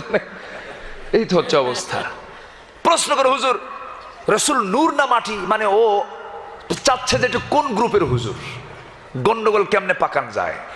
যারা গন্ডগোল পাকানোর জন্য ফতুয়াবাজি করে তারা হচ্ছে এই জামানার সবচেয়ে নিকৃষ্ট মানুষ, ঠিক কিনা? আসল কাজে থাকো, ব্যক্তি গঠন করো, সমাজ গঠনে এগিয়ে আসো, জাতির নেতৃত্ব ধরো। সুদ ঘুষে ভরে গেছে, এগুলোর বিরুদ্ধে আন্দোলন করো। নূর না মাটি এটা আমাদের জানার বিষয় না এখন, ঠিক কিনা? এটা আমাদের জানার বিষয় না। আল্লাহ সবাইকে বোঝার তৌফিক দান করুন। জোরে বলি আল্লাহুম্মা আমিন। আরেকটা হারাম আছে, সে হারাম হলো বিয়ে করে কিন্তু বাচ্চা হয় না 10 বছর। বাচ্চা হয় না, না বাচ্চা নেয় না? আসতে কোন কেন? বাচ্চা হয় না, না বাচ্চা নেয় না? বাচ্চা দিতে চান কে? নেয় না কে? আল্লাহ। আল্লাহ নেয় না? না, লা তাকতুলু আওলাদাকুম খাশিয়াতা ইমলাক নাহনু নারযুকুকুম। তোমরা জীবিকার ভয়ে সন্তানকে হত্যা করো না। কিন্তু এই হত্যা এখন আছে না নাই? আসতে বলবেন না, আছে না নাই? সন্তান পেটে আসে, সেই সন্তান গিয়ে টেস্ট করে, ডায়াগনস্টিক সেন্টারে গিয়ে লিঙ্গ নির্ধারণ করে, ছেলে হলো না মেয়ে হলো। যদি মেয়ে হয় অ্যাবর্শন করে, হত্যা করে। আছে না নাই? বিআইয়ি যামবিন কুতিলাত। এই হত্যা করা হালাল না হারাম? যে ডায়াগনস্টিক সেন্টারে এই কাজ করবে, ওর ক্লিনিকের জন্য ওকে জাহান্নাম যেতে হবে, ঠিক কি না? এই সমস্ত অবৈধ কাজ আছে না নাই? এই সমস্ত কথাগুলোকে জাতির জন্য দরকার না? জাতির জন্য দরকার আছে না নাই? একটা জরিপ এসেছে, গোটা দেশের ক্লিনিকগুলোতে অনেক মহিলা পেশেন্ট গিয়ে হাজির হয়েছেন, বাচ্চা হয় না। বাচ্চা কেন হচ্ছে না এটার জরিপ করে দেখা গেছে, প্রেজেন্ট বাংলাদেশের একটি জরিপ এসেছে, 30 লক্ষ নারীর সন্তান হচ্ছে না। সন্তান চাইতে গেলেও সন্তান পাচ্ছে না। কেন? বিয়ের শুরু থেকেই খাইছে এক টানা ফ্যামিকন, শরীরের সঙ্গে খুবই পড়ন। ফ্যামিকন, ফ্যামিকন খাইছে, জন্মবিরতিকরণ পিল খেয়েছে, জন্ম নিয়ন্ত্রণ করতে গিয়ে একেবারে সন্তান জন্মদানের সব যোগ্যতা ওই মহিলা হারিয়ে ফেলেছে, ঠিক কিনা? ওই সমস্ত জন্মবিরতিকরণ পিলের গায়ে লেখা থাকে এর পার্শ্ব প্রতিক্রিয়া নাই। এটা ভুল কথা, এটা জোর করে বসানো কথা। আপনার স্বাভাবিক ধারাকে আপনি যখন আপনি আটকিয়ে দিয়ে অন্যদিকে নিয়ে চলে যাবেন, এটাকে রোধ করার চেষ্টা করবেন, ওটা জীবিত থাকে না, ওটা মরে যায়, ঠিক কিনা? ওটা মরে যায়। এই জন্য আল্লাহ তাআলার যে পরিকল্পনা, আল্লাহ তাআলার যে বিধান, লা তাবদীলা লিখালকিল্লাহ যালিকা দ্বীনুল কাইয়্যিম ওয়ালাকিন আকসারান নাস লা ইয়ালামুন। আল্লাহর সৃষ্টির কোনো পরিবর্তন করা যাবে? আসতে বলুন, যাবে? সন্তান হবে আমাদের, সন্তান লালন পালনের দায়িত্ব হবে কার? আসতে বলবেন না, কার? কানাডা বুঝতেছে, কানাডা টের পাচ্ছে এখন, কানাডায় মানুষ নাই। কানাডা একটা জনশূন্য জনপদ হয়ে আছে। তারা জন্ম নিয়ন্ত্রণ করতে করতে এমন অবস্থা, ওই দেশের মেয়েরা সন্তান জন্মদানের যোগ্যতাই হারিয়ে ফেলেছে। আমার দেশে সন্তান জন্মদানের যোগ্যতা আমার মাদের ভিতরে যেটা ছিল এবং এখনো আছে, এটা হচ্ছে দেশের সবচেয়ে বড় সম্পদ। বলি আলহামদুলিল্লাহ, জোরে বলি আলহামদুলিল্লাহ। এটাকে আমরা কখনো মেরে ফেলতে চাই না। এটাও এই সন্তান হত্যা করা কি? বলেন বলেন বলেন বলেন বলেন বলেন, হারাম। জীবিকার ফায়সালা কার? কি করে খাওয়াবো, কি হবে, এতগুলো বাচ্চা দেখবো কেমনে, এত চিন্তা তোমার কেন? এই চিন্তা থাকবে সবচেয়ে বেশি কার? আল্লাহ পাকের। ফায়সালা কে করবেন? আল্লাহ করবেন। যদি এরকম কোন চিন্তা মাথায় আসে, এটা হবে শিরকের চিন্তা। কিসের চিন্তা? শিরকের চিন্তা, শিরকের কাজ। আল্লাহ পাক আমাকে আপনাকে হেফাজত করুন। জোরে বলি আল্লাহুম্মা আমিন, আরো জোরে আল্লাহুম্মা আমিন। সম্মানিত ভাইয়েরা, রাসূলের সেই ওয়াজ থেকে আমরা তিনটা বিষয় জানলাম। আমানতের খেয়ানত করা যাবে না। এরপরে পিতামাতার হক আদায় করবো আমরা। জোরে বলি ইনশাআল্লাহ। পিতামাতার সঙ্গে নাফরমানি করা যাবে না। পিতামাতাকে রূঢ় কোনো কথা বলা যাবে না। বিদেশ থেকে প্রবাস জীবনে আছেন, বউ আপনাকে কিছু কথা বলতেই পারে, কিন্তু বইয়ের কথায় আপনি রাগ করে মার সঙ্গে 6 মাস কথা কবেন না। এমন কিছু বেয়াদব পোড়া কপাল সন্তান আছে না নাই? আমাদের কানে কথা আসে, এই জন্য কথাগুলো বলি। এক বাপ এসে বলতেছে, হুজুর আমার ছেলেকে আমি পাঠালাম বিদেশে, আমার সন্তানকে আমি কি পরিমাণ ভালোবাসি, সেই সন্তান আজকে 6 মাস যাবত কথা বলে না কেন? হুজুর বউ যে কি বুঝাইছে, এমন বুঝ ওর কানের মধ্যে ঢুকছে, ও বউ ছাড়া কিচ্ছু বোঝে না। এরকম কিছু পোড়া কপাল সন্তান আছে না নাই? আসতে বলবেন না, আছে না নাই? বউ হেরে গেলে বউ খুঁজে পাওয়া যায়, কিন্তু মা একবার হারলে মাকে খুঁজে পাবেন। মায়ের ডাক পৃথিবীর কেউ ডাকতে পারবে না, কাউকে আপনি ডাকতে পারবেন না। গোটা পৃথিবী একদিকে, মা একদিকে, মার ওজনটাই বেশি। যেরকম সুবহানাল্লাহ। আমার ভাইয়েরা, নবীজির কিসমতে মা জোটে নাই। মা জুটেছেন কিন্তু ছোট্ট বয়সে মাকে হারিয়েছেন। আবার মাকে পেয়েছেন যতদিন পর্যন্ত মার দুধটা তার কিসমতে জোটে নাই, তিনি দুধ খেতে পারেন নাই।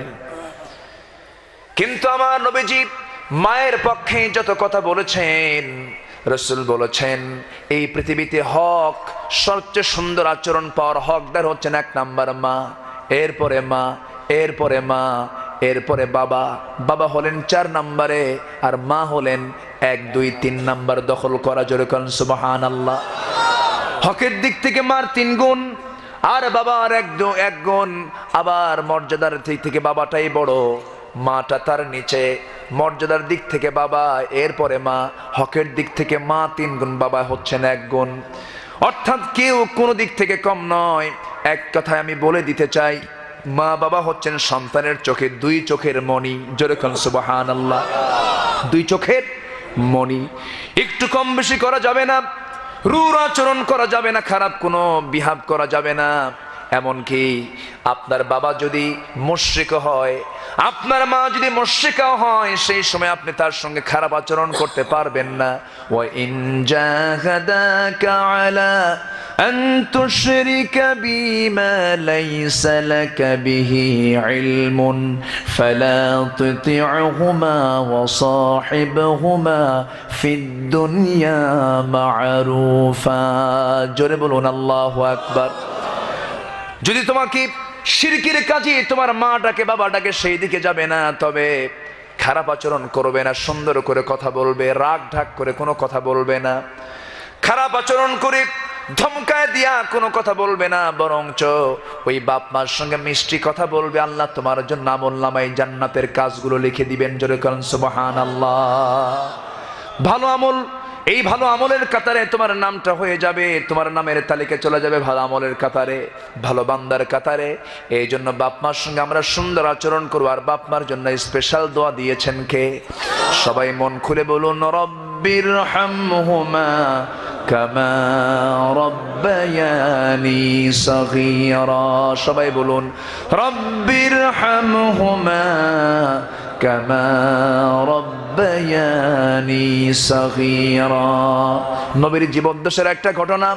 একজন সাহাবী দুনিয়া থেকে বিদায় নিচ্ছেন, প্রচন্ড অসুস্থ, কাতরাচ্ছেন, মুমূর্ষু অবস্থা, কিন্তু তার মুখ থেকে কালিমার আওয়াজ বের হয় না। কালিমার আওয়াজ যখন তার মুখ থেকে বের হলো না, নবীর কানে সংবাদ চলে গেল।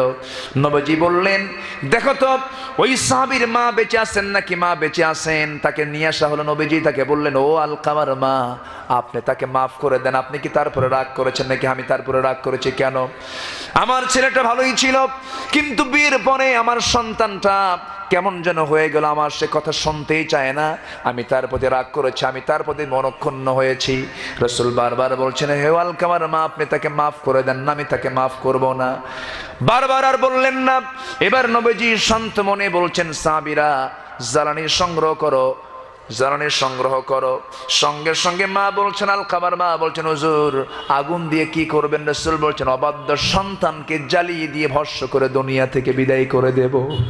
মার চোখে পানি টলমল করছে। মা বলছে, ইয়া রাসূলুল্লাহ, আমার চোখের সামনে আমার সন্তানকে পুড়বেন, আমি তা সহ্য করতে পারবো না, আমি তা বরদাস্ত করতে পারবো না। এই সন্তানকে লালন করতে গিয়ে 9টি মাস আমাকে পেটে ধারণ করতে হয়েছে, ডেলিভারির যন্ত্রণা সহ্য করতে হয়েছে, দুগ্ধ পানির কষ্ট সহ্য করতে হয়েছে। যে সন্তানটার জন্য আমি এত কষ্ট স্বীকার করলাম, যত ভুল আর বেয়াদবি করেছে হুজুর, আমি তাকে মাফ করে দিলাম। মার মন আকাশের মতো। মার মন কিসের মতো? বাবার মন আকাশের মতো। মার জন্য আপনি কিচ্ছুই নেন নাই, কিন্তু মার মুখে হাসি বন্ধ নাই। কিন্তু বইয়ের জন্য আপনি একটা কিছু বাদ পড়েছে, আপনার স্ত্রী আপনার সঙ্গে কথা বলবে না, অভিমান করবে, তুমি এটা আনলা না কেন? আপনার ছেলের জন্য একটা কিছু আনেন নাই, আপনার ছেলে রাগ করে কথাই বলবে না, ওইদিকে মুখ ফিরায় তাকায় নেবে। কিন্তু আপনি মার সামনে কিচ্ছু নিবেন না, মার সামনে একটা হাসি মারবেন, আমার মার কলিজা ঠান্ডা হয়ে যাবে। এই জন্য মার সঙ্গে খারাপ আচরণ করা হারাম, খারাপ আচরণ করা হারাম। আমরা এই সমস্ত হারামগুলোকে ছেড়ে দেবো, জোরে বলি ইনশাআল্লাহ। প্রতিবেশীর হক নষ্ট করব না, প্রতিবেশীকে গালি দেব না, প্রতিবেশীর সঙ্গে খারাপ আচরণ করব না। রাসূল বলেছেন, আমার উম্মতের যদি কষ্ট না হতো, আমার প্রতিবেশীর জন্য সম্পত্তির ওয়ারিশ আমি রাসূল বানায় দিতাম। প্রতিবেশীর সম্পত্তির ওয়ারিশ হয়ে যেত, সম্পত্তির উত্তরাধিকারী হয়ে যেত। এই জন্য প্রতিবেশীর দাম ইসলামে আছে না নাই? বলেন, আসতে বলবেন না, আছে না নাই? প্রতিবেশীর সঙ্গে সুন্দর আচরণ করতে হবে। যে ব্যক্তি প্রতিবেশীর সঙ্গে খারাপ আচরণ করবে, এটা হালাল কাজ না হারাম কাজ? হারাম কাজ। সুন্দর আচরণ করতে হবে। জমির সঙ্গে জমি আছে না নাই? মাঝখানে আইল আছে, এখানে ঠেলাঠেলি গুতাগুতি আছে না নাই? আসতে বলবেন না, আছে না নাই? জমি নিয়ে গন্ডগোল লাগে না আইল নিয়ে গন্ডগোল লাগে? বাড়ি নিয়ে গন্ডগোল লাগে না প্রাচীর নিয়ে গন্ডগোল লাগে? প্রাচীর নিয়ে গন্ডগোল লাগে। গন্ডগোল করা যাবে না, ছাড় দিতে হবে। আপনি ছাড় দিবেন, আল্লাহ আপনাকে ছাড় দিয়ে জান্নাত দিয়ে দিবেন। জোরে বলি সুবহানাল্লাহ। আল্লাহ সবাইকে কবুল করুন, আল্লাহ সবাইকে কবুল করুন। আসুন, অনেক রাত হয়েছে, দোয়ার দিকে চলে যাই, তাই না? হ্যাঁ,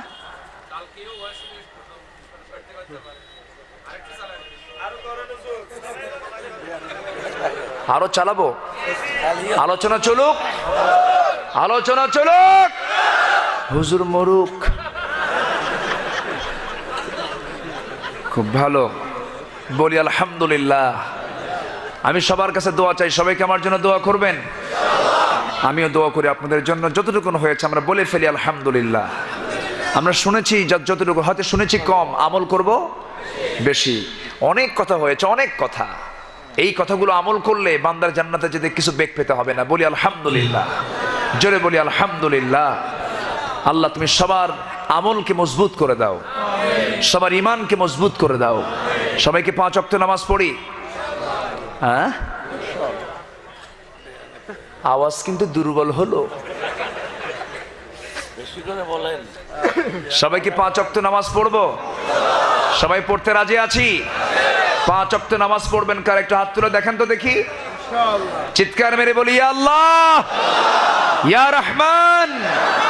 আমাদেরকে 5 ওয়াক্ত সালাত আদায় করার তৌফিক তুমি আল্লাহ দিয়া দাও।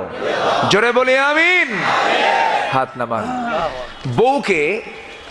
বউকে উলঙ্গ করে হোন্ডার পিছনে নিয়ে গোটা কক্সবাজার ঘুরানো তো সুন্নতে মুআক্কাদা। হালাল না হারাম? হালাল না হারাম? কিন্তু কিছু কিছু স্বামী আছে বউকে নিয়ে ঘুরে আসে না, আসে না, বাসরাতের মতো সাজগুজ কইরা হুন্ডার পেছনে তুলে, হুন্ডার নামও পালসার, আরেকটা পালসার তুলছে পিছনে, গোটা কক্সবাজার ঘুরে। আর যুবকদেরকে দেখলি বলে, বন্ধুদের দেখলি, দেখো তো বন্ধু আমার বউটা দেখতে কেমন। বউ কি নিজস্ব না জাতীয়? চুপ করে আছে, কেউ জাতীয় মনে করেন নাকি আপনারা? বউ কি জাতীয় না নিজস্ব? নিজস্ব সম্পত্তি, আপনি জাতীয় করবেন কেন? এই যে কক্সবাজারে কিছু ব্যাককেল মার্কে আসে, কিছু আসে না, আসে না নাই? কি সুন্দর করে সি বিচের সামনে চেয়ার পাতা আছে, চেয়ারটা আছে কেবলামুখী, ঠিক কিনা? ঠ্যাং দুটা পশ্চিম দিকে দিয়া প্রকৃতি দেখে আর বলে আমি সুখ করতে এসেছি। যেরকম নাউজুবিল্লাহ। এগুলো হালাল কাজ না হারাম কাজ? এগুলো হারাম কাজ। আমার তো ভয় লাগে কক্সবাজারে আসতেই, আল্লাহ কখন যে গজব আসে এখানে। বেহাপনার চূড়ান্ত মাত্রা চলছে এখন, ঠিক কিনা? আপনি দেখুন, ইন্না ফি খালকিস সামাওয়াতি ওয়াল আরদ ওয়া ইখতিলাফিল লাইলি ওয়ান নাহার লাআয়াতিন লিউলিল আলবাব। আপনি দেখেন, কিন্তু গবেষণা করেন, চিন্তা করেন, উলঙ্গ বেহাপনা কেন, ঠিক কিনা? যে পোশাক ঘরের পোশাক, সেই পোশাক বাইরে কেন, ঠিক কিনা? আজকে মেয়েদের অবাধ মেলামেশা, উলঙ্গ অবস্থা, আজকে মেয়েরা চলছে, হরদম চলছে, কেউ কাকে পাত্তাই দেয় না। সুন্দরী সুন্দরী মেয়েদেরকে রিসিপশনে চাকরি দেওয়া হয়, সুন্দর কণ্ঠ যার তাকে কণ্ঠের ডিপার্টমেন্টে রাখা হয়, সুন্দর কথা যার তাকে সুন্দর কথার দায়িত্বে রাখা হয়। রিসিপশনে বসে থাকে সুন্দরী সুন্দরী মেয়েরা, যখন কোনো ক্লায়েন্ট আসে ভিতরে ঢোকে, আসসালামু আলাইকুম, প্লিজ টেক এ সিট। যেরকম নাউজুবিল্লাহ। এগুলো আছে না নাই? এই চাকরানির জন্য আল্লাহ পাক আপনাকে পাঠায় না। আপনি তো চাকরানি না, আপনি রাজরানী, ঠিক কিনা? মেয়েরা কি চাকরানি না রাজরানী? মেয়েরা বসে বসে খাবে আর পুরুষরা কাজ করবে। ইসলাম কত মর্যাদা দিয়েছে, পুরুষরা কাজ করে কাজ করে খাওয়া, আর মহিলারা বসে বসে খাবে। আল্লাহু আকবার। মেয়েরা কয় আমরাও কাজ করব, ঠিক কিনা? তুমি কাজ করবে, তোমার বাচ্চা দেখবে কাজের মেয়ে, তোমার সন্তানের চরিত্র হবে কাজের মেয়ের মতো, ঠিক কিনা?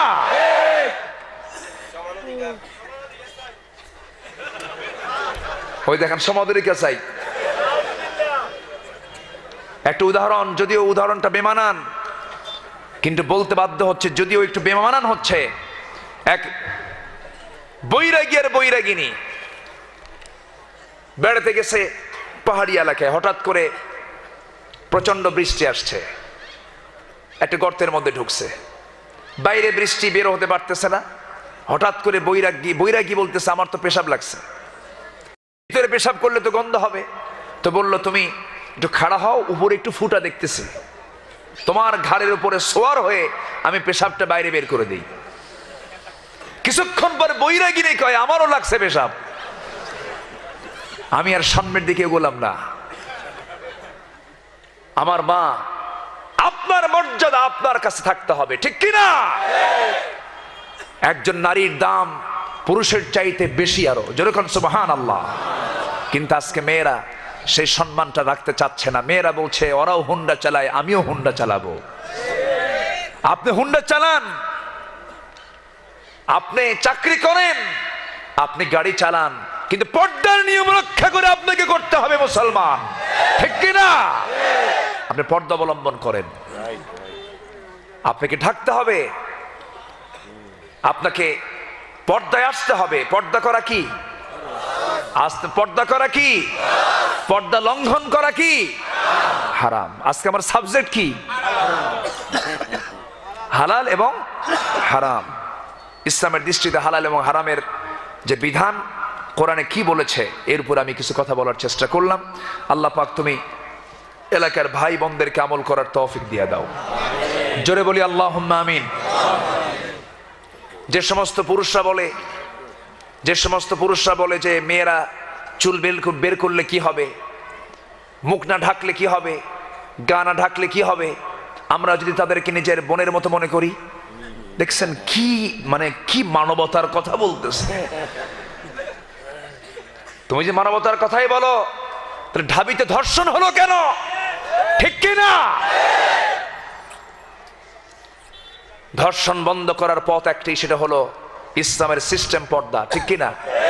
আপনি বোরকা পরে বের হন, আমার মা যে বোরকা ইসলাম বানাতে বলেছে সেই বোরকা পড়েন, সেই জাতীয় বোরকা পরে আপনি বের হন। আল্লাহর কসম করে বলি, কোন বেদিনও আপনার দিকে তাকাবে না, আপনাকে সম্মান করবে না। এটা সম্ভ্রান্ত। এর মধ্যে আত্মমর্যাদা আছে। আপনার হাঁটার ভঙ্গি হবে অন্যরকম, আপনার কথার ভঙ্গি হবে অন্যরকম। কোনো নিক্কুণ ভাব থাকা যাবে না, মেকি ভাব থাকা যাবে না। যখন আপনি বাইরে বের হবেন, সম্ভ্রান্ত একটি ভাব নিয়ে আপনাকে বের হতে হবে, আত্মমর্যাদা নিয়ে বের হতে হবে। পর পুরুষ যখন আপনাকে প্রশ্ন করবে, আপনি কেমন আছেন আমার বোন, আপা আপনি কেমন আছেন, ভালো, বোঝেন নাই? এমন জোরে ধমক মারবেন মা, ও যেন 14 গোষ্ঠী টের পায় যে এটা দারুণ জিনিস। আল্লাহু আকবার, এরকম করে বলতে হবে। আর যদি কেউ বলে আপনি কেমন, ভালো, আপনি কেমন আছেন, লক্ষণ ভালো, আসতে কেমন, লক্ষণ ভালো। এই সুন্দর করে কথা বলার কোন অধিকার কোন নারীর পর পুরুষের সঙ্গে নাই। ঠিক কি না? যদি বলে এটা হালাল না হারাম? হারাম। বিনা প্রয়োজনে কোন পুরুষের সঙ্গে সাক্ষাৎ করা যাবে না। সামনে সামনে গিয়ে মি ওয়ারা ইন হিজাব, আড়াল থেকে কথা বলবে। সে কি থেকে কথা বলবে? আড়াল থেকে কথা বলবে। সামনে যদি প্রয়োজন হয়ে যায় সেটা ভিন্ন কথা, কিন্তু বিনা প্রয়োজনে সামনে গিয়ে দাঁড়ানোর কোনো দরকার নেই। কথার নিয়ন্ত্রণ, চলাফেরার নিয়ন্ত্রণ, পোশাকের নিয়ন্ত্রণ, এগুলো ইসলাম করে দিয়েছে। আল্লাহ তুমি সবার মা বোনদের ভিতরে এই পর্দার নিয়মটা বাস্তবায়ন করার তৌফিক তুমি আল্লাহ দিয়ে দাও। জোরে বলি আল্লাহুম্মা আমিন। অনেক কথা বললাম, অনেক কথাই ছিল, অনেক কথা এখনো ছিল, আরো 2-3 দিন পেলে পরে ভালো হতো, কিন্তু আজকে আর হলো না। আমার শরীর আর পারতেছে না, আমি শেষ। যতটুকুন হয়েছে আমরা বলি আলহামদুলিল্লাহ। জোরে বলি আলহামদুলিল্লাহ। সবার কাছে দোয়া চাই, সবাইকে আমার জন্য দোয়া করবেন, সবাই দোয়া করবেন তো? আমিও দোয়া করি সবার জন্য। আল্লাহ তুমি মাহফিলকে কবুল করে নাও। আমার নুরুল ইসলাম ভাই এই মাহফিলটা পরিচালনা করছেন, দায়িত্ব পালন করছেন। আল্লাহ তুমি তার এই পদক্ষেপকে, এই আয়োজনকে, এই নেতৃত্বকে তুমি আল্লাহ কবুল করে নাও। আমাদের এমপি মহোদয়কে তুমি আল্লাহ কবুল করে নাও। আল্লাহ তুমি তাকে দাড়িওয়ালা বানাও ইনশাআল্লাহ, ইনশাআল্লাহ। কি বলেন আপনারা, কি বলেন? জোরে বলেন ইনশাআল্লাহ। আমরা আগামীতে আমরা তাকে দাড়িওয়ালা নিয়ে স্টেজে দেখবো ইনশাআল্লাহ। জি, আল্লাহ কবুল করুন। চাচি আম্মা তো সিগন্যাল, আমার মনে হয় সমস্যা হবে না ইনশাআল্লাহ। আমার সালাম দিবেন ইনশাআল্লাহ। না না, ওয়াদার দরকার নাই, হয়ে যাবে ইনশাআল্লাহ। জি, উনি হাত তুলেছেন, বলি আলহামদুলিল্লাহ। ব্যাস, আলহামদুলিল্লাহ। আসুন আমরা আল্লাহর কাছে চাই, কারণ দাড়ি কাটা কি এখন কোন, এটাও তো আমার সাবজেক্ট। এটা আজকে দাড়ি রাখা হলো ওয়াজিব। দাড়ি রাখা কি ওয়াজিব, দাড়ি কাটা হচ্ছে হারাম। দাড়ি কাটা কি হারাম, কিন্তু সমস্ত উলামা একমত দাড়ির ব্যাপারে। কাসসু শারিব ওয়া আফুল লিহয়া। ড্রেস নিয়ে কোনো কথা নেই, ড্রেসটা টাইট হওয়া যাবে না, ড্রেস নিয়ে কোনো কথা, নির্দিষ্ট কোনো ড্রেস কোড নেই ইসলামে। আপনি এর সৌদি আরবে লম্বা জুব্বা পরে তারা, আবার ইন্দোনেশিয়া যাবেন তারা ফতুয়ার নিচে লুঙ্গি পরে, আবার লুঙ্গির উপরে আবার আরেকটা চাদর পরে। এক কথা, ইসলামের লেবাস হচ্ছে গিরার উপরে কাপড়টা থাকতে হবে, ঢিলে ঢালা কাপড় চোপড় হতে হবে, ব্যাস এতটুকুই যথেষ্ট। পাঞ্জাবি ফাড়া হলো না জুব্বা হলো না কোনটা, মানে বেশি খাটো হলো না বেশি লম্বা হলো, এটা না। আপনার সতরটা ঢাকতে হবে এবং শালীনপূর্ণ পোশাক হতে হবে, এবং সেই পোশাকের সঙ্গে বিজাতীয়দের ধর্মীয় কোনো পোশাকের কোনো সাদৃশ্য রাখা যাবে না। বাস এতটুকু হলেই যথেষ্ট। কিন্তু দাড়ি গুরুত্বপূর্ণ একটা বিষয়। বুখারী শরীফের অনেকগুলো হাদিস এসেছে, কাসসু শারিব ওয়া আফুল লিহয়া, মোচ ছোট করো, দাড়িকে ছেড়ে দাও, দাড়িকে ছেড়ে দাও বলেছেন মুহাম্মদুর রাসূলুল্লাহ। কেন ছেড়ে দাও? দাড়ি কাটলে এই স্কিনের সঙ্গে তোমার চোখের সম্পর্ক, এই স্কিনের সঙ্গে তোমার ব্রেনের ভেইনের সম্পর্ক, এই স্কিনের সঙ্গে তোমার সূক্ষ্ম সূক্ষ্ম নার্ভ আছে। হয়তোবা তোমার এই শেভের কারণে তোমার এই সূক্ষ্ম সূক্ষ্ম নার্ভগুলো মরে যাবে, তুমি স্ট্রোক করে ফেলবে, তোমার ব্রেন স্ট্রোক হবে। রাসূলের সুন্নাত আর বিজ্ঞানের মধ্যে কোনো তফাৎ নেই। জোরে বলি সুবহানাল্লাহ, জোরে বলি সুবহানাল্লাহ। মেয়েরা ভ্রু প্লাক করে, মেয়েরা ভ্রু কি করে, এই যে ভ্রুটা কাটে অথবা চাচে অথবা টেনে টেনে তোলে। এই ভ্রুটা কিন্তু তুললে পরে সেই মহিলাটা অন্ধ হয়ে যেতে পারে, অন্ধ হয়ে যেতে পারে। এই জন্য এই সমস্ত বিষয়গুলো আমরা খেয়াল করব। ইসলাম যা বলে অকল্যাণে না কল্যাণে? কল্যাণে। আল্লাহ পাক সবাইকে বোঝার তৌফিক দান করুন। এরপরে কোনো মহিলা যদি পর্দা অবলম্বন করে, মুখটাকে ঢেকে রাখে, শরীরটাকে ঢেকে রাখে, সূর্যের ক্ষতিকর বেগুনি রশ্মি, যে সূর্যের যে ক্ষতিকর রশ্মিটা আছে, মেয়েদের চামড়াতে এটা বেশি ইফেক্ট করে। মেয়েদের চামড়া স্কিন প্রবলেম হতে পারে, স্কিন ক্যান্সার হতে পারে। এই জন্য মেয়েদের সফট চামড়াকে সিকিউরিটি নিশ্চিত করার জন্য আল্লাহ পাক পর্দার বিধান জারি করে দিয়েছেন। জোরে বলি সুবহানাল্লাহ। আমরা বুঝি না, মেয়েদের সৌন্দর্য টিকে রাখার জন্য ওই ডে নাইট ক্রিম ব্যবহার করার দরকার না। আপনি পর্দা করেন, আপনার চেহারা সুন্দর হয়ে যাবে। বলি আলহামদুলিল্লাহ। আল্লাহ কবুল করুন, আল্লাহ কবুল। চাচা আপনি মন খারাপ করেন নিতে হবে, আপনি মন খারাপ করা যাবে না। আচ্ছা ঠিক আছে, বলি আলহামদুলিল্লাহ, জোরে বলি আলহামদুলিল্লাহ। আল্লাহ সবাইকে কবুল করুন। আপনি দোয়া করেন। হ্যাঁ, আসেন আমরা সবাই দোয়ায় শামিল হয়ে যাই। যে যেখানে আছেন, আমি দারুণ খুশি হয়েছি আজকে যে একটা মানুষের কোনো নড়াচড়া নেই। বলি আলহামদুলিল্লাহ। সবাই যে যেখানে আছেন দাঁড়িয়ে থাকেন, সমস্যা নেই যদি বসার দাঁড়িয়ে থাকেন। আমরা যারা বসে আছি একটু নামাজের মতো করে বসি। আমরা আল্লাহর কাছে চাই আল্লাহ যেন আমাদের সকলের চাওয়াগুলোকে কবুল করে নেন।